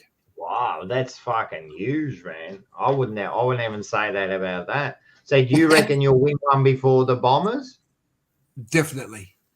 Don't about the Bombers, mate. No one's talking about the Bombers. I'm asking you about when your premiership. You're saying another 7 years. Yeah, no, Rocco asked me a question. I thought it was 2026. I thought it was 2026, Manny. You're adding another 3 or 4 years to that. But anyway, 2030, 2032.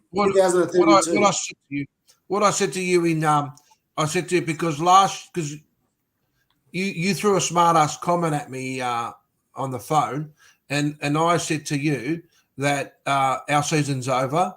I'm not too worried about next year, 2025.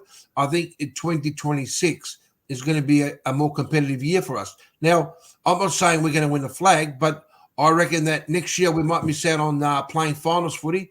But in 2026, I think we're going to play some finals football. That's what I'm saying. You're asking me about whether we're going to win the flag. I think we're about at least 5-6 years away from winning a flag. Okay, so 2032, 2031. Okay, thanks, Manny. All right. My one goes to Marco, of course, man. You were talking about it. You kind of stole my thunder before about your leadership and that. But again, I think you're looking at your team completely wrong, right? Because you're a little bit blind, and don't worry about the leadership on the ground. I think your organization has a big problem, massive. And I'm talking from the top I'm talking from the president, CEO. I think they're the ones who are actually a problem at your club, because there's no way you can rebuild that side if you haven't put those people in the right spot. The people that you've got at the moment, are they the ones to lead your club? And do you even know who they are? You pretty much answered the question for me, Rocco, mate. You've been pretty much telling me exactly what's going on. So asking you now, do you think it's them that are the problem? How far do you go, mate? Like Manny was saying, how far is a piece of string, mate? I don't know what goes on from. It's not about a piece of string. You go to the top. To me, like when we going through our things, it started from the president and it started to the CEO. And we went and got, and it's also from the board. We actually got rid of board members. And then we went president, and then we went CEO. We went and got fucking Brian Cook from Geelong, who's a superstar. Yeah, and I think he's one. This is what I'm asking you. Because, you're spot on, because at the end of the day, sometimes that can make a massive difference, because obviously Kevin Sheedy has just left the board.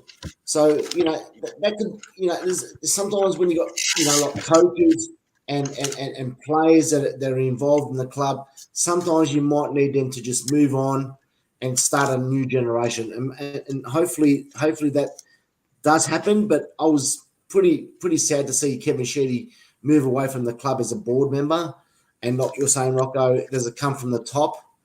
And maybe we just need those, those kind of people to move on and start a new section for the Essendon Football Club. But I really don't know if it's going to make a difference. Not only move on, Mark, time to move them on. Like Kevin Sheedy, I think that's a good move. They either got rid of him or he left, because I think he's done. Sometimes the old people hanging around the club actually do more.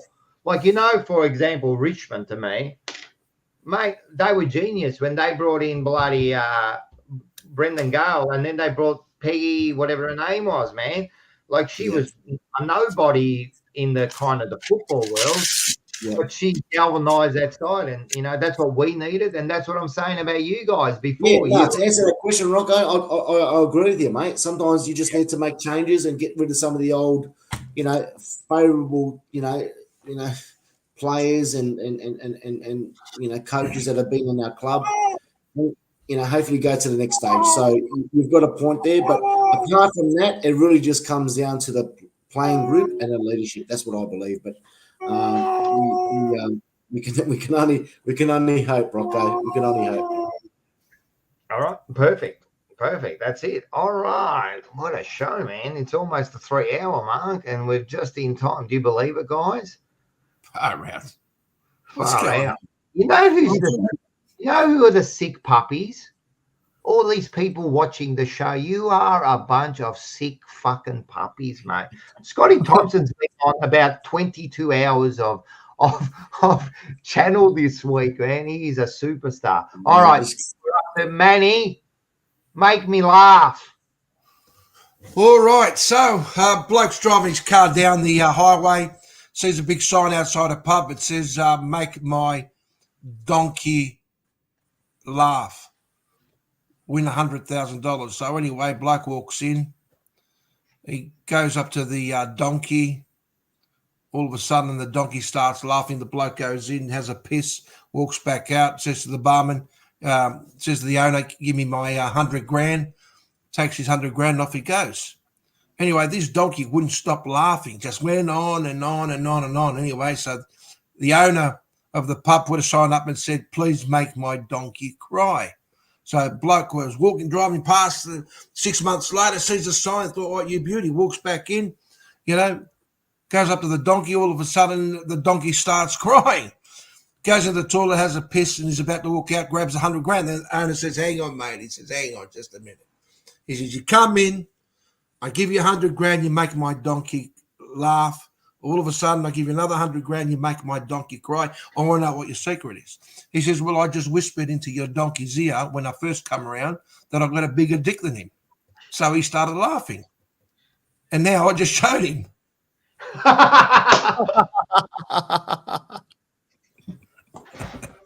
Very good. I like that one. That was very good. Very well put together too. Very good, Manny. I think you redeemed yourself for that. Thank you very much. That was good, Manny. Thank you very much. That was good. Thank you very much. All right, I like it. Yeah, we're getting the laughs. Tracy, Jamie. Jamie's a good train driver. He's a gentleman. Jamie's a gentleman, and he's a number one Magpie supporter. He is. He's a member, isn't it? He's a member, isn't he, Manny? Yes, he is. I think he is. Yes, he's actually. I think he's one of those members that are really up there, like you are with Carlton. Okay. Yeah, I heard. Yeah, no, he showed me. He's a member. He was a member last year too, wasn't he, Manny? I don't know. Yeah, I'm picking up what you're putting down, Rock.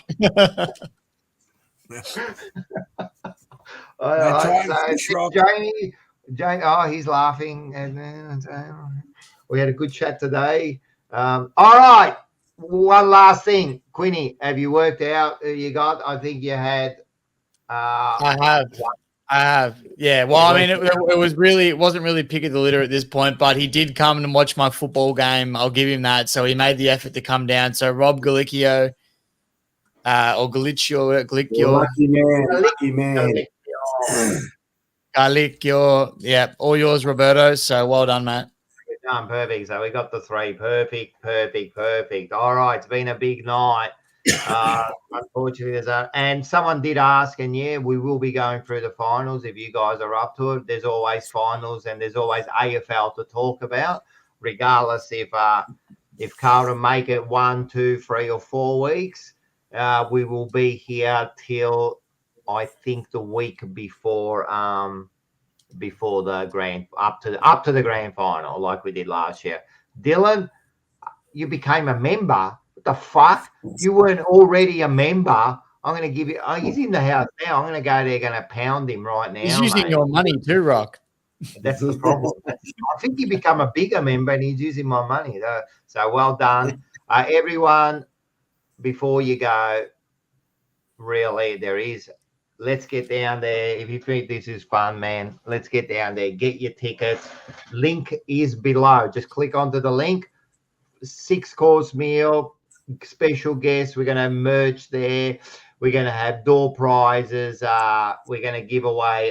There's going to be raffles and plenty of love. So make sure and tell everyone, bring your family, get onto the show.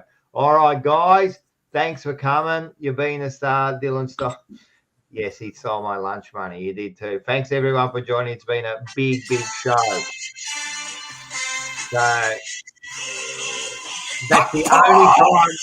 that's the only time you're going to hear it, man. That's the only time you're going to hear it. All right, everyone. Let's do this. 1, 2, 3. Go the Blueies! Go the Bombers!